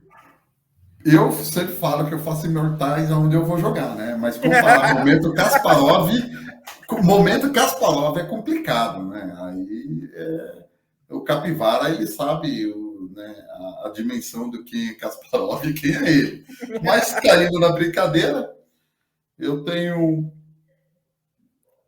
3 partidas que eu gosto muito. 3 partidas minhas que eu falo que é a imortal do Rio da Prata, que eu joguei lá em Montevidéu contra o Frederico Matsura, né? Uma vitória no Gambito Morra, tá no meu Facebook, a minha foto lá da capa, que o fotógrafo foi e tirou. Essa foto apareceu na Chess Base, tá lá até hoje. Só o pessoal lá procurar o campeonato de 2015 Continental das Américas, e a capa minha do Facebook até então. Então, essa partida eu gosto muito, uma preparação caseira, né, que eu tive. Eu perdi essa mesma posição contra o Ad Williams em 2001, e a curiosidade é que o Fred falou assim, cara, sempre achei isso bom, eu vi o Ad Williams jogando essa posição e ele ganhou. Aí eu falei assim, eu sei. Ele falou, mas como você sabe? Ele jogou contra mim. A partida que você viu, ele jogou contra mim em 2001 e me ganhou. Mas aí eu fiz as melhoras e em 2015 eu venci do Frederico essa partida, né? E a foto é bem legal, que o rei dele está no meio do tabuleiro. Pô, vale a pena essa daí também, né? Uma outra partida é quando eu joguei com o Iano em Francisco Beltrão, né? Uma partida também numa preparação, um sacrifício de torre inteira, tá? Nos jogos abertos, uma satisfação gigantesca que eu tive com essa partida, porque era um match contra Paranavaí e a gente precisava ganhar. Infelizmente, empatamos o match mesmo assim, mas é uma partida que eu gosto muito, né? E uma outra contra o Oswaldo, né? A Ozzy. O Ozzy. Uma partida que a gente jogou muito tempo no Herbo Extenso, na qual eu sacrifiquei minha dama numa posição teórica, e aí venci dele. Essa partida foi a primeira vez que eu preparei algo, um sacrifício de dama, e ganhei dele nisso. Então, são as 3 partidas que eu mais gosto. E na verdade, capivara sempre acerta alguém, né? Então, eu tive esses momentos aí. Mas partidas são até bem jogadas, bem bonitas, né? São partidas bem jogadas. Tem uma outra partida que eu gosto, uma partida que eu joguei no rápido contra o Glaucio Della Corte. Mostrei até para meus amigos no grupo que a gente tem em comum aí, né? Uma partida, mas essa daí é no rápido, uma partida de rápido que eu venci, que é bem legal também. Vale a pena ver. Mas acho que capivara faz poucas produções que realmente interessam. O resto é só folclore. Bom, agora vamos para o momento Pastorzinho. Momento Pastorzinho. Esse momento Pastorzinho é o oposto do momento Kasparov. Queria saber de você aí os seus momentos em que você fez algumas partidas meio que desastrosas ou fez algum sacrifício furado lá que não deu muito certo. Compartilha com a gente aí, Arthur. Aí o meu leque é bem maior, né? Aí o leque é bem maior. O Cabral, um dos grandes amigos meu, ele fala que eu sou o cara que mais sacrifica sem calcular nada, né? Você quer ser um jogador tático e você não calcula nada. Eu não entendo isso, né? Então, tem algumas partidas que eu estava absolutamente ganho. Era jogar o simples, né? Aí eu quis inventar e quis jogar para a torcida, né? E aí perdi. Tem uma partida contra o Lídio aqui de Curitiba. Lídio Delgado. É Lídio Delgado. Eu perdi para ele uma partida na qual eu ganhei a dama dele, né? Numa posição da francesa. Eu ganhei a dama dele e ainda perdi a partida, mas eu não queria empatar, nós estávamos nos jogos abertos, nós estávamos tomando um pneu dele. Aí ia ser 3,5. Aí eu tentei forçar uma posição que eu tinha um perpétuo ainda com a dama a mais, já estava ficando ruim a coisa, e eu perdi a partida ainda com dama a mais. Um absurdo. Esse é um momento capivara, mas tem várias, assim. Tem uma partida contra o Iano que eu não vou esquecer nunca, eu estou ganho, absolutamente ganho, e eu congelei, né? Era a época que eu jogava bastante blitz, então eu olhei para o relógio, eu tinha uns 30 segundos, eu falei, beleza, eu vou ganhar essa partida, né? Aí eu fiquei olhando para engatilhar os lances. Eu congelei e perdi no tempo. Essa é uma capivarada gigantesca. Então, mas a história de capivara tem... são muitas partidas que a gente se frustra, dá vontade de parar de jogar, mas isso aí é só no momento, né? Aí depois você segue. Muito legal. Agora, o próximo quadro aí é o quadro Topzera. Topzera. E nesse quadro Topzera, talvez eu coloque você não digo numa saia justa, mas tipo, porque a gente vai falar sobre xadrez de Campo Mourão. Mais uma coisa que uma pessoa igual a você, que eu chamo de enciclopédia, porque você conhece muito sobre xadrez. Para você, Arthur, na história, quem que foram os 5 maiores jogadores de xadrez da história em todos os tempos? Da história? Bem, o primeiro ainda, eu acho o Kasparov. Eu acho que o segundo já provavelmente é o Magnus Carlsen. O terceiro é o Fischer. E o quarto e o quinto, você escolhe o Alekhine ou o Capablanca, qualquer um na ordem aí, tá bom. A carinha é o Kasparov, o Carlsen, o Fischer, o Karpov em quarto, e em quinto, depende do meu humor. Eu sempre fico entre o Capablanca e o Alekhine, no quinto lugar. Eu acho justo, porque na verdade o Karpov é um gigante, né? Um cara que perdeu, jogou com o Kasparov ali por 20 anos e tem uma diferença de 1 ou 2, de 3 partidas, eu acho, no máximo. É lógico que ele era incomum. Mas é que fica naquele estigma ali do Karpov, porque ele nunca jogou com o Fischer, não teve aquele match, né? Então a gente sempre deprecia um pouco o Karpov. Mas com certeza eu acho que a sua lista também não tem nenhum problema, não. Ela é bem justa. Eu acho que a sua lista pode ser até mais justa que a minha. Né? Mas sabe que eu tiro um dos grandes conhecidos aqui do xadrez paranaense, o Claudinei Góes de Oliveira, de Siqueira Campos. Ele tem verdadeira adoração pelo Fischer, né? E aí, quando eu quero pegar no pé dele, eu sempre falo: Claudinei, pare, o Fischer afinou pro Karpov, não, amarelou lá, não quis jogar com o Karpov, que isso, cara, não sei o que e tal. Mas lógico que a gente fala zoando, porque o que o Fischer fez, o que ele bateu nos russos, da forma que ele espancou, né, Arthur, os russos ali e tal. Né, numa época que a Rússia dominava amplamente, né? Amplamente. Os resultados ali de passar pneu nos caras era brincadeira. Eu acredito que 3 jogadores na história do xadrez foram extremamente acima de qualquer adversário do seu tempo. A gente falou do Fischer. O Fischer de 72, 71, 72 até 70, não, de 70 até 72, que foi o período que ele foi o candidato e se tornou campeão do mundo.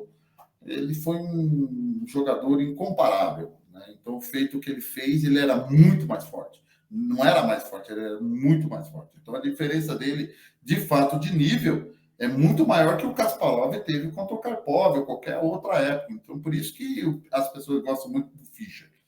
Mas aí eu vou lembrar, o Murphy também, ele teve uma diferença talvez ainda maior no seu tempo. Né? E talvez o maior jogador de todos os tempos aí, de diferença para o adversário, fosse o Philidor, já lá mais para trás ainda. Então, esses 3 jogadores, eles foram muito mais fortes que qualquer contemporâneo deles. Então, só que a minha discussão sobre o Fischer é que ele ficou pouco tempo, entendeu? Então, eu acho que aí perde um pouco desse brilho, porque ele tinha muita coisa para queimar, né? Imagina, o Kasparov, a gente está falando do Kasparov, o Kasparov ele ficou 20 anos como o melhor jogador de xadrez do mundo. Isso é um absurdo, entendeu? Isso é um absurdo. Então, isso faz com que, para mim, na minha ótica ainda, o Kasparov seja o maior. Por quê? Não é só a força. Ele nunca foi tão mais forte como o Fischer foi contra os seus adversários. O Kasparov ele foi 20 anos. Então, eu acho que o tempo em que o Kasparov foi campeão mundial, eu acho que é mais importante do que como ele foi. Né? O Fischer assombrou o mundo por 2, 3 anos. Por 3 anos, ele realmente foi uma máquina imparável. Mas o Kasparov, ele dominou o xadrez por 20 anos. Então, você vai colocar uma balança aí. O que você prefere, né? Eu acho muito mais difícil você manter o título por muitos anos do que você conquistá-lo, né? Imagina se o Tal, vamos falar do Mikhail Tal, que é um dos meus jogadores preferidos. O Tal ganhasse o título mundial em 60, como ele ganhou, e parasse. Ele ia ser uma lenda. Um jogador que de 5 anos não era ninguém, o Tal. Em 55 ele não era absolutamente ninguém, né?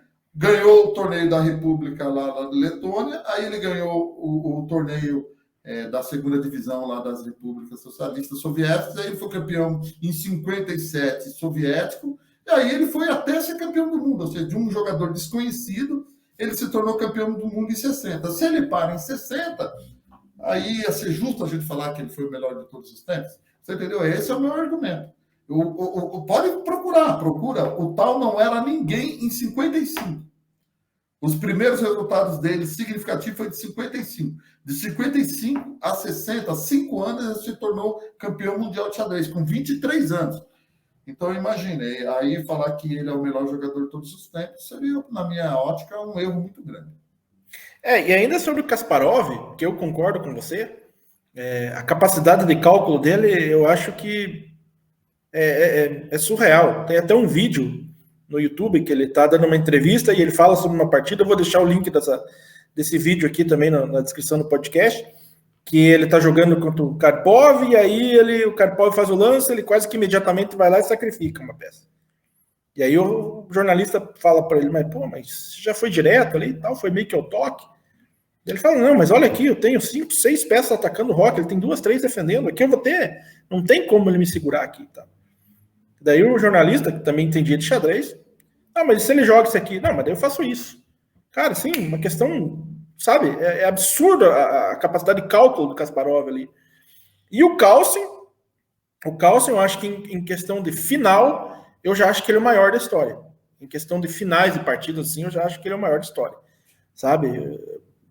Pô, ele consegue... Teve uma partida contra um espanhol, agora eu não vou recordar o nome dele, um espanhol, que ia stable base e dava como empate aquela situação, uma posição assim quase que impossível de ganhar. Aí o cara vai lá e acha os lances para ganhar a partida. Claro que ali teve uns errinhos ali do espanhol e tal, que ele tinha um empate ali e tal, mas é surreal os finais. Aquele rei peregrino dele, que vai percorrendo ali o tabuleiro, sem medo de ser feliz, né? Meio que correndo pro abraço, cara. É impressionante o que o Carlsen faz, né? Então, assim... O Carlsen me assombra uma coisa, porque o Alekhine, ele falava que os finais são questão de nervos, né? E técnica. Né? Então, o Alekhine falava isso, um dos jogadores que melhor calculou na história. Se você for procurar as partidas com mais arremates brilhantes, você vai de Alekhine. Você quer um final inesperado, lindo, maravilhoso, um arremate assim que parece que acaba a partida, você parece que está tudo certo e ele vai e fulmina o adversário, é o Alekhine. E o Alekhine, ele fala que os finais são questão de técnica e de nervos, né? E é impressionante. Então, a gente pode dizer, sem dúvida nenhuma, que o Carlsen é nervo e técnica. Não vai ter um jogador, provavelmente, que joga com ele. Ou seja, ele não busca vantagens gigantescas na abertura, ele procura secar o jogo, a técnica dele é absurda e ele, de uma forma ou de outra, que é difícil até de explicar, ele consegue causar problemas, ele vai empilhando problemas no adversário até que a carga se torna muito pesada e o adversário não consegue solucionar. O Carlsen assombra nisso. Eu não gosto muito do estilo dele, na verdade eu gosto do fogo, né? Da bagunça. Fogo no tabuleiro, já dizia. Até da mentira eu gosto, né? Mas eu acho que o Carlsen tem tudo para ser o maior jogador da história. Sim, de acordo, verdade, concordo mesmo com isso. E um jogador que foi um dos primeiros grandes nomes assim que eu conheci, digamos assim, no meu início, era o Capablanca, né? E quando eu comecei a mais ou menos... não entendo xadrez até hoje, mas quando eu comecei mais ou menos a entender algumas coisas do xadrez, eu vi algumas partidas do Capablanca e eu achava, assim, que aquilo ali tinha que ser considerado obra de arte, né? Eu achava que alguns lances do Capablanca, assim, você ficava meio assim, pô, mas o cara realmente fez isso, né? E acho que foi entre os campeões do mundo, acho que foi o que menos derrota teve, né, Arthur, 36, na carreira, né? 36. Ele foi o campeão do mundo que menos perdeu, né? Mas também jogou menos. A gente tem que ser honesto também, né? Sim. Naquela época, se jogava menos, se viajava de navio. Então, você imagina. Então, eram grandes dificuldades também e tal. Sim, por exemplo, ele ficou 8 anos sem perder, que é um absurdo. Mas naqueles anos ali envolve a guerra que teve, a Primeira Guerra Mundial. Então, praticamente não se jogou naquele período, ou se jogou com adversários bem inferiores, porque os outros estavam na Europa e ele estava ali nos Estados Unidos, em Cuba, você entendeu? Então, de fato, 8 anos, são 8 anos, não tem como negar, mas o nível dos adversários não eram os mesmos. Então, vamos supor, o Magnus Carlsen ficou aí 125 partidas sem perder, jogando com a Nandi. Jogando com a Elite, né? Jogando com a Elite todo dia. Todo evento ele está jogando com a Elite. Então, os feitos do Magnus Carlsen, para mim, são muito superiores nessa questão. Mas é lógico, cada um é o que a gente vai transportar lá para o Palmeiras de 51. Cada um viveu o seu tempo na história. Você não tem como separar isso. Né? O recorde, inclusive, antes de ser quebrado pelo Carlsen, era do Tviakov, né? Sim, acho que 110, né? Sim, mas assim, muita gente questiona por causa da qualidade dos adversários que o Tviakov enfrentava, comparado com a qualidade. Mas mesmo assim, num nível... mesmo que Tviakov ali na Europa e tal, você não vai encontrar jogadores fracos. Então, tem o seu mérito de ter conseguido aí 110 partidas invicto, né? Mesmo no nível um pouco abaixo ali dos grandes mestres lá de 2.700, mas o que o o Carlsen fez é brincadeira. Assim, Não, é 125 partidas jogadas na elite, praticamente, cara. É um absurdo. Isso é um absurdo. É brincadeira. É brincadeira. Assim, uma coisa que também, na época do Fischer, o Fischer ganhou acho que 20 partidas seguidas, né? Nesse nível. São 19, né? 19 partidas seguidas. Conta aquele internacional, eu acho que é Palma de Maiorca, uma coisa assim, e as 6 contra o Taimanov e as 6 contra o Larsen, né? Aí ele ganhou mais uma contra o Petrosyan, que eu acho que ele estava meio perdido. Aí o Petrosyan ganha a partida dele, aí o Petrosyan fala, né, no livro dele, que ele nunca ouviu uma salva de palmas quando o Fischer perdeu a partida lá, depois daquela onda de sequência de vitórias, né? Então, todo mundo uma hora vai perder, né? Eu, por exemplo, faz mais de ano que eu não perco, não tenho jogado mais. Nós jogamos aqui o Campeonato Mundial do Boqueirão, né? O maior evento que tem do mundo no xadrez, passa na ESPN Brasil e na ESPN Internacional, um Campeonato Mundial do Boqueirão que a gente joga aqui. Mas vamos lá, então. Arthur, eu vou fazer uma pergunta sobre o xadrez de Campo Mourão. Quem que você acha que foram as 5 melhores do xadrez feminino aí de Campo Mourão? Bem, eu acho que a Cíntia, ela foi a melhor. Acho que segunda, a Elise foi melhor. Rapaz, eu acho que a Jana pode ter sido colocada a terceira, porque a Jana, ela jogou muito bem. Para você ter ideia, a Jana batia de frente com a Jéssica Dobrezinski. Que foi uma gigante na época que ela jogava. Foi, né? Muito Jana forte. Só que o que aconteceu com a Jana? A Jana, ela não evoluiu mais no xadrez, isso eu sempre falei para ela, porque ela tinha outro interesse, ela gostava muito do basquete. Sim, e joga até hoje, né? Inclusive. Eu não sei se ela está jogando ainda, porque ela tinha problema no joelho, eu perdi o contato com ela, né? Nós tivemos alguns probleminhas aí, mas eu acredito que ela deve ter sido a terceira melhor jogadora, porque ela realmente tinha um talento muito grande no xadrez. Infelizmente, ela quando ela fez 16 anos, aí era a época que ela podia ter focado mais no xadrez, ela escolheu outras atividades. Isso é normal também no ser humano, né? Não posso nem dizer se ela fez errado ou certo. Então, esse seria aí o pódio. As 3, né? Uhum. Aí, rapaz, para fechar, aí é complicado. Aí vai ter a Sara, né? E talvez a Lacme. As meninas, as duas ali jogaram muito bem, né? Inclusive, a Sara também teve o problema que a Sara, com 16 anos, começou a cursar medicina. Então, ela não pôde evoluir. O pessoal fala, a Sara jogava muito bem. Ela jogava muito bem. Jogava muito bem. Ela era muito forte, só que ela dividiu a vida dela, ela não treinava mais. Então, ela não conseguiu evoluir. Então, ela jogava praticamente o que ela aprendeu quando ela tinha 14, 15 anos, 13 anos. Então, ela era fantástica, né?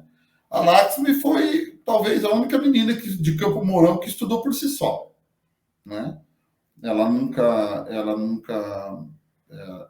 escolheu seus próprios caminhos na abertura.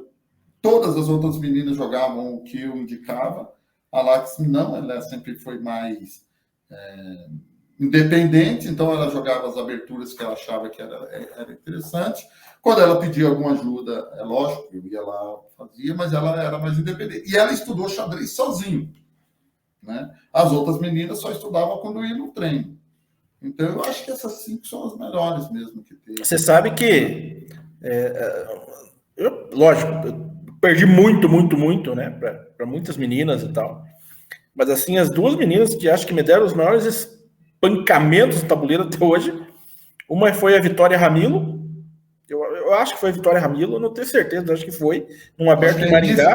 A Elise, eu acho que foi campeã brasileira em cima dela, se eu não me engano. E a Laxmi, um paranaense, em Curitiba, que eu saí com uma carocã toda torta e eu fui vítima de um espancamento, assim, da Laxmi, que, tipo, parecia que ela estava colhendo morango, sabe?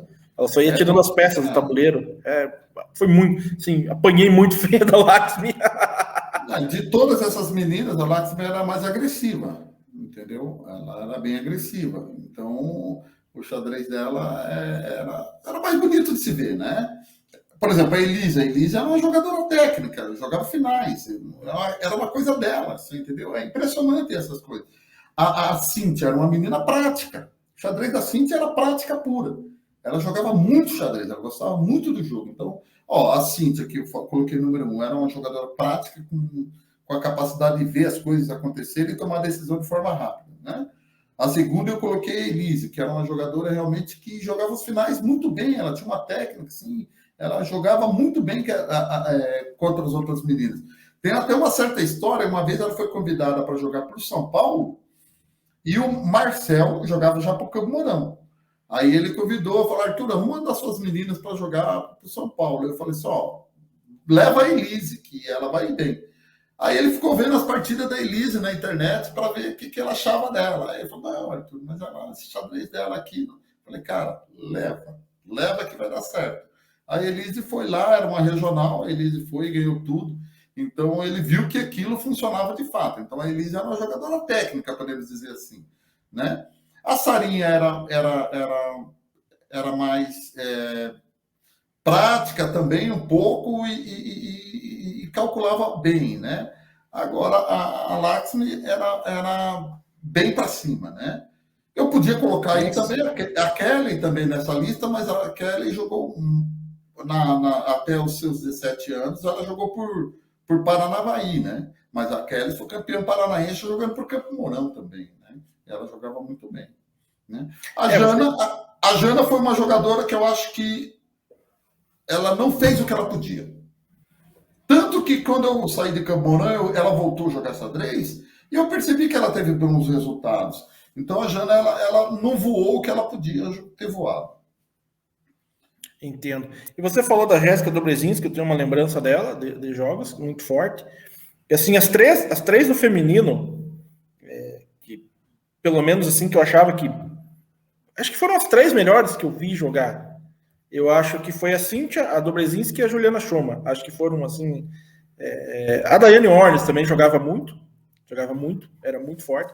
Mas assim, eu acho assim, a Cíntia, não necessariamente nessa ordem, mas tipo a Cíntia, a Jéssica, a Juliana Schoma, assim, foram... Eu acho que... A Cíntia é a maior campeã do Paraná, acho que agora, né? Acho que tem 1 ou 2 títulos a mais que a Schoma, né? A Jéssica, acho que jogou pouco, né? Eu digo pouco no sentido temporal, né?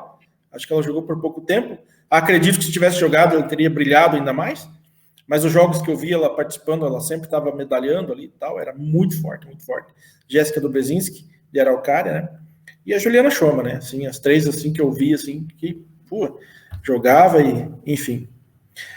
Arthur, para a gente encerrar, vamos aí para o nosso último quadro de hoje, que é Montando o Tabuleiro.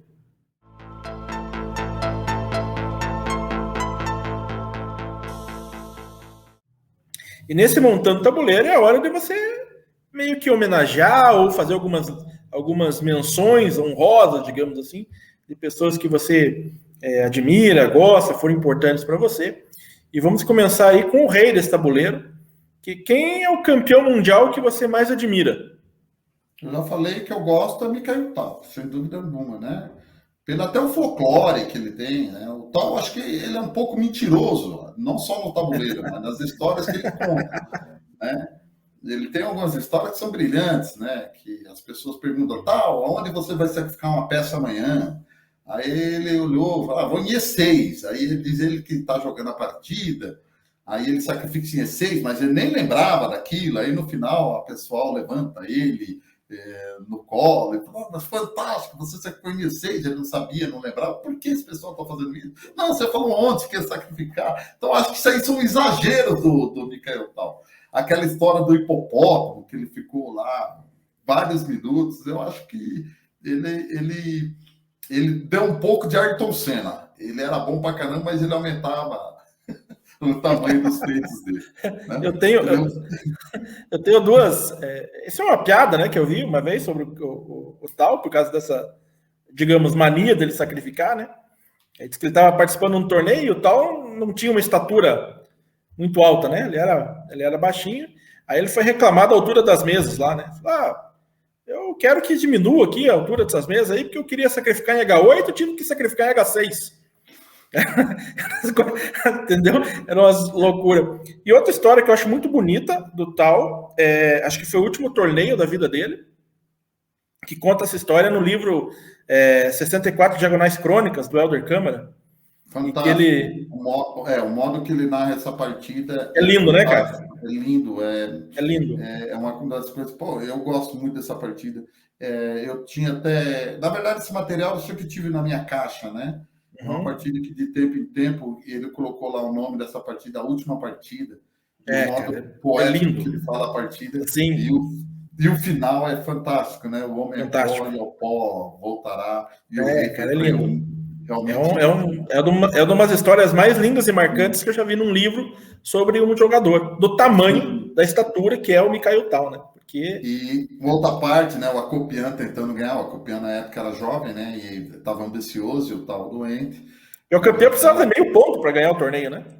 Na verdade, ele precisava da vitória. Independente, ele precisava da vitória. Meio ponto ia depender de alguns resultados. Então, por isso que ele estava jogando pela vitória.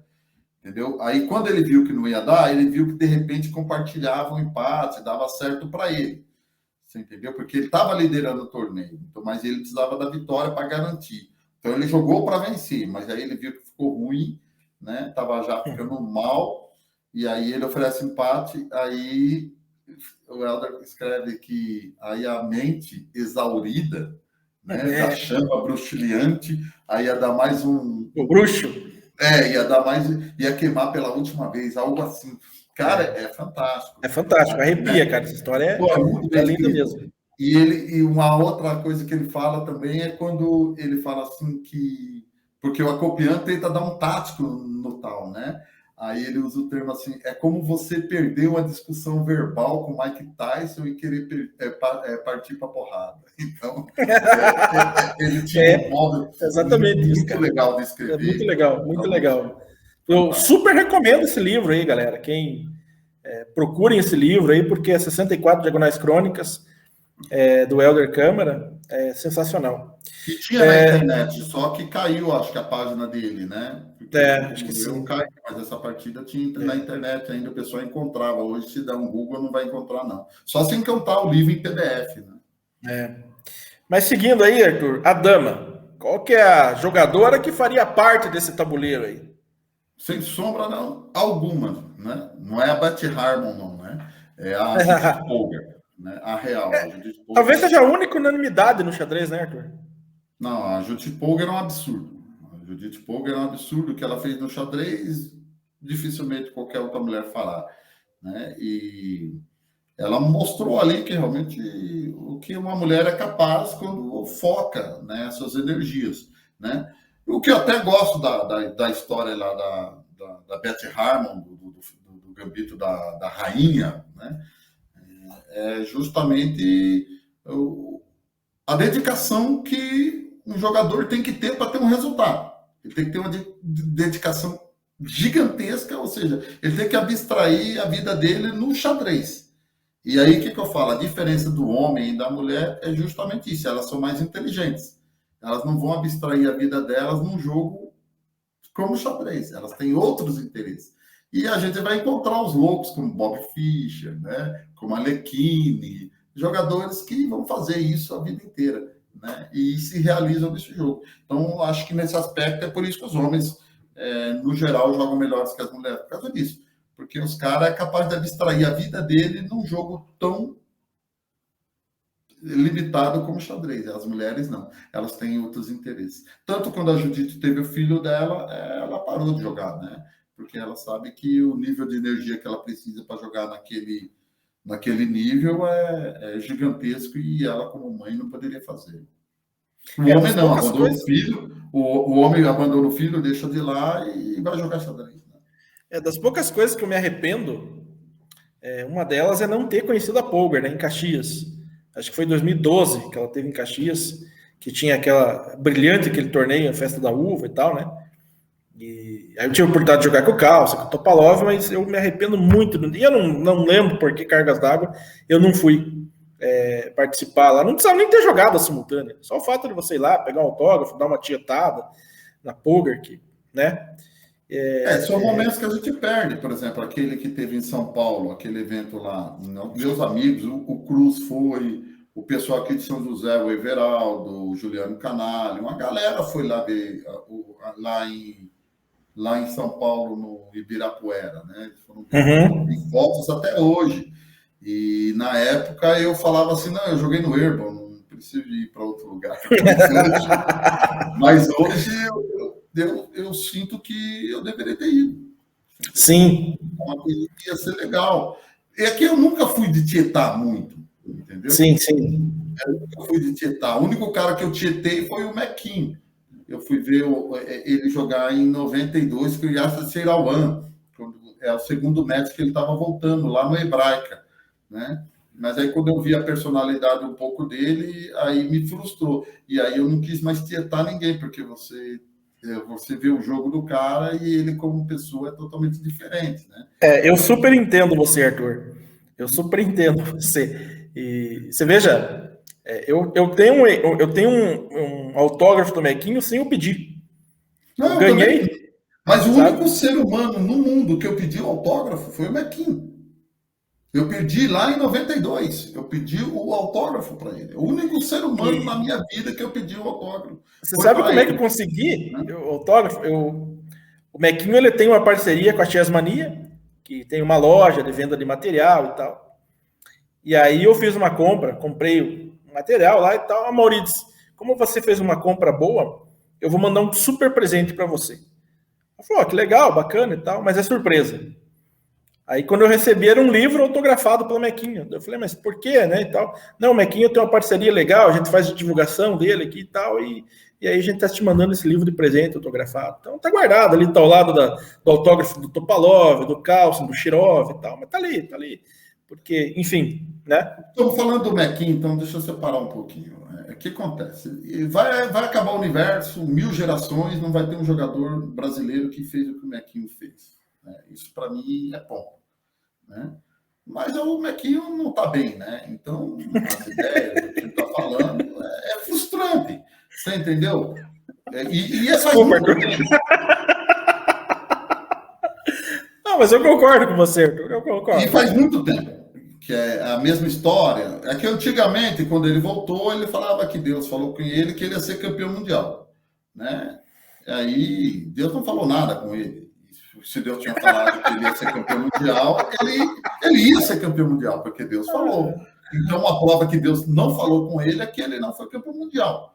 Mas tem esses delírios. Aí, mais para frente, ele percebeu que não ia conseguir ser campeão mundial. Lógico que não, né? Ele começou a falar que ele ia jogar na elite, e ele nunca mais voltou na elite. É óbvio, o tempo dele foi nos anos 70. E aí ele está jogando em plenos anos 90, anos 2000. Aí ele viveu sempre essa história. Agora ele vem falar que ele é uma das testemunhas do Apocalipse, uma das duas testemunhas. Então, são esses delírios que, infelizmente, frustram um enxadrista gigantesco que foi. Por exemplo, eu vi a entrevista que ele deu. O Danilo Gentili? O Danilo Gentili. O cara teve que terminar a entrevista por causa dos delírios que ele está falando. Mas ele não precisa falar nada disso, cara. Ele foi um enxadrista gigantesco. Entendeu? Ele foi um enxadrista gigantesco. Só isso devia bastar. Ele podia falar somente dos feitos que ele realizou sobre o tabuleiro de xadrez. Né? Mas, infelizmente, aí eu não vou nem julgar, já joguei um monte, então deixa para o pessoal aí fazer o seu juízo de valor, né? E não acredite em nada que eu falei também, que quem sou eu na ordem do dia, como dizia no Herb Stenzel, para falar a respeito do Mequinho. Bom, vamos lá. As torres. 2 reis sem coroa que você gostaria de ter conhecido. O melhor, sem dúvida alguma, é o Korchnoi, primeiro, sem dúvida alguma, para mim, o jogador que não foi campeão mundial é o Korchnoi. E aí eu vou surpreender. Eu acho que o outro, provavelmente, na minha opinião, é o Sigbert Tarrasch. Que ele tinha tudo para ser campeão do mundo e talvez perdeu o tempo da história. Quando ele teve a oportunidade de jogar, ele não quis, porque ele era médico, ele tinha outros afazeres. Aí, quando ele quis ser campeão mundial, aí o Lasker era muito mais forte.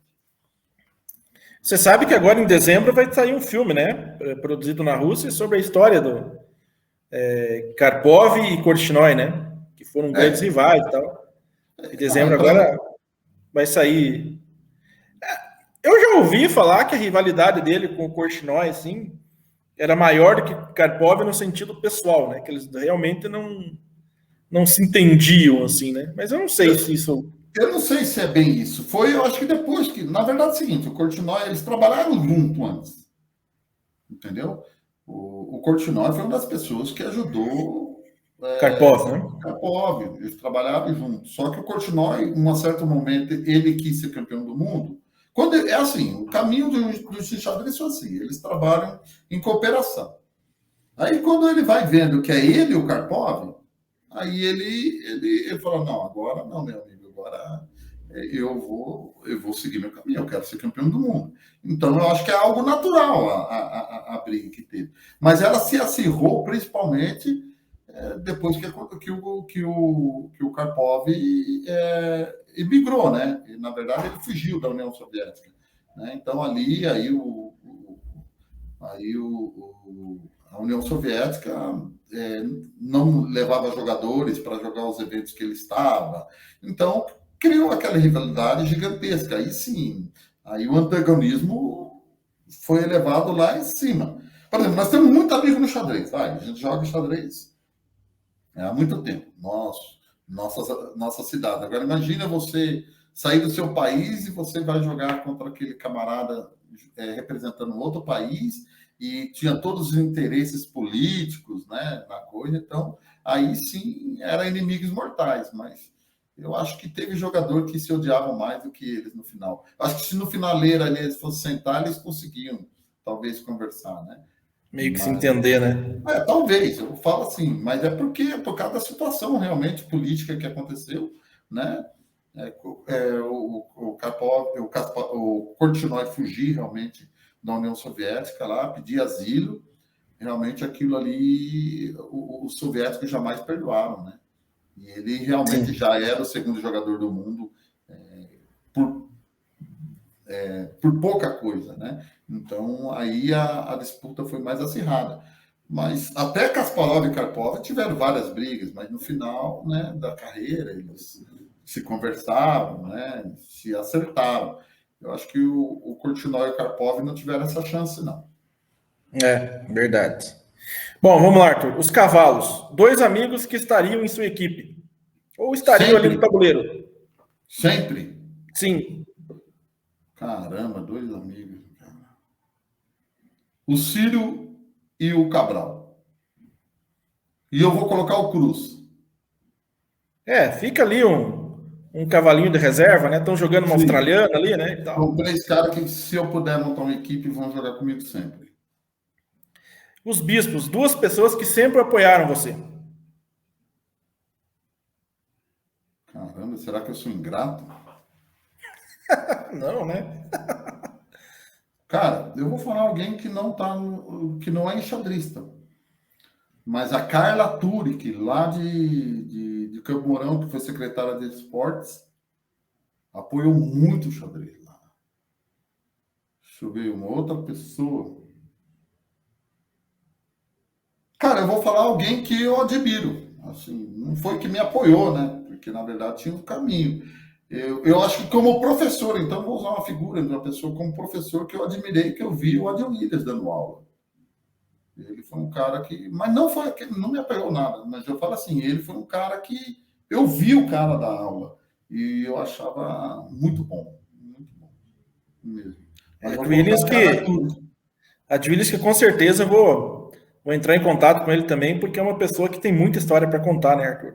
Sim. Nós temos um grupo de WhatsApp, ele tá lá, né? E o pau lá tora, a gente fica brigando, discutindo, né? Mas a gente não fala as coisas lá no grupo, né? Porque lá não pode.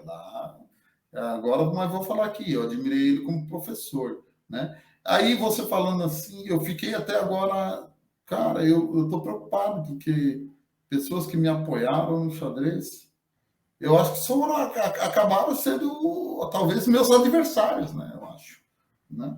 Eu acho que meus adversários talvez tenham que me apoiaram bastante. Mas como que eu não vi assim, eu vou lembrar Carla Turic, lá de Campo Mourão, tá? que foi a secretária de esporte por muitos anos, e principalmente aí eu vou falar com um professor que eu vi, que é uma pessoa que eu admirei, que talvez nem saiba disso, o Ad Williams. O peão, um jogador ou jogadora que você ajudou a sair ali da fase de peãozinho e chegar lá na casa de promoção. Eu acho que a Cíntia, a Cíntia ainda trabalhou um pouquinho, uma época por Maringá, quando ela tinha 14, 13 anos, né? Então, eu vou tirar a Cíntia, porque a Cíntia foi a melhor jogadora que eu tive. Então, eu vou tirar. Eu coloquei a Cíntia em várias, vou tirar a Cíntia e eu vou colocar a Elise Kawabata, a maior campeã que o Paraná já deve ter visto, que ganhou tudo por 2 anos. Arthur, só para a gente encerrar, qual que foi o legado que Arthur deixou em Campo Mourão? Aí você tem que perguntar para quem ficou.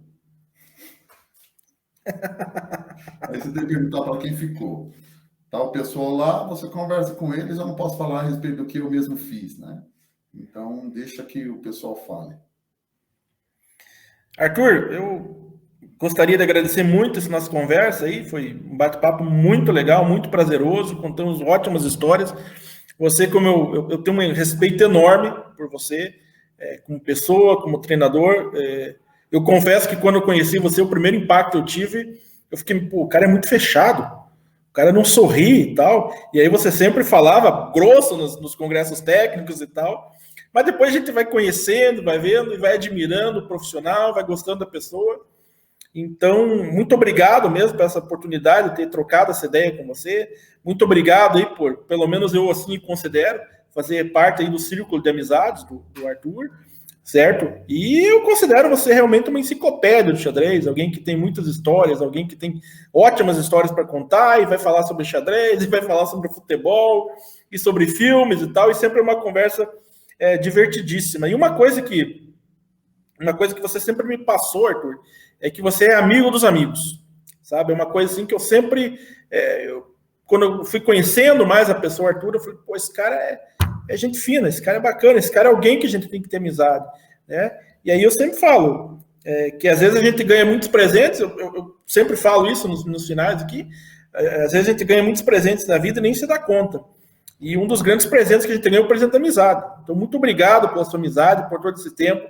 Você é uma pessoa que serviu de inspiração para mim em alguns momentos do xadrez, em não desistir, em tentar sempre o melhor. E tenho certeza que não só para mim. Embora às vezes as pessoas não falem, mas você serviu de inspiração para muita gente. E eu quero que você saiba, vindo de mim, que também tem uma certa história aí no xadrez, que você é realmente um gigante do xadrez paranaense. Você deixou... E aí eu falando, né, não sou lá de Campo Mourão, mas a gente conhece. Eu acho que você deixou um legado muito importante para a história do xadrez paranaense. E a gente é muito grato, porque você realmente fez equipes que brilharam ali e fez com que o xadrez se tornasse mais prazeroso naquele momento. Era bonito ver as equipes jogando. Então, muito obrigado aí pelo que você deixou delegado nesse tempo aí para a gente, Arthur. Olha, Maurício, eu agradeço muito. Você está sendo extremamente generoso comigo. Então, eu só tenho a agradecer realmente. E lógico, considero, mesmo a gente estando distante, temos uma boa amizade. Aí eu vou confidenciar para você. Eu voltei agora, né, para Curitiba. Eu fiz até um post lá, brincando lá no Facebook. Né? Volta ao jogo? De volta ao jogo. Eu usei a frase lá do John Wick, que ele fala que eu não sabia o que realmente, se eu tinha voltado ou não. As pessoas me perguntam se eu voltei ou não, e eu não sabia dizer. Mas agora eu sei, eu decidi, eu voltei. Então eu vou ficar aqui. Eu tive a oportunidade de ir para São Paulo novamente, mas eu voltei e como diz o Zagallo, né? Vocês vão ter que me engolir. Tem que me engolir. Infelizmente, do xadrez eu vou estar afastado. Esse ano eu não posso, porque eu estou trabalhando numa empresa e eu já tenho compromissos, vou ficar bastante fora. Provavelmente estaremos em Cascavel, jogando o evento Cousine, nosso amigo lá em Cascavel vai fazer, e que eu acho que vai ser um evento, o primeiro grande evento aí, que os amigos vão procurar se encontrar. E o que eu quero deixar assim, eu devo muito a meus amigos, entendeu? principalmente desse retorno meu lá do Mato Grosso para cá. Então, foram eles, aí eu vou nomear, tá? Eu vou falar, ó, foi o Cabral, foi o Ciro, foi o Salles, foi o Paulinho, né? Foi o Ferreiro, foi o Cruz. Gente dessa forma, que amigos que realmente eu não tenho, realmente, sem eles, provavelmente eu não estaria aqui. Eu agradeço a eles de coração, é gente que eu vou ficar devendo eternamente. É isso, Arthur. Muito obrigado pela conversa. Espero que a gente acabe se encontrando em algum torneio presencial aí para a gente tomar uma água mineral e tal. E, né, e falar sobre cinema, que é uma coisa que a gente adora, sobre xadrez, logicamente e tal. Mas realmente, muito obrigado pela oportunidade e até breve. Obrigado, Maurício. Manda um abraço pessoal aí de Piraí, né? Pelo excelente trabalho que você faz. Realmente vai ficar por aí, vai perpetuar, Maurício. As pessoas, eu noto que você é uma pessoa muito amada, principalmente pelos seus alunos. Então, isso é uma coisa que não tem preço e vai ficar, né, irmão? E sucesso para você, tá? E a gente vai se cruzar por aí. De repente, se você for lá para Cascavel, a gente se vê lá. Aí nós vamos lá na casa do Zine fazer bagunça.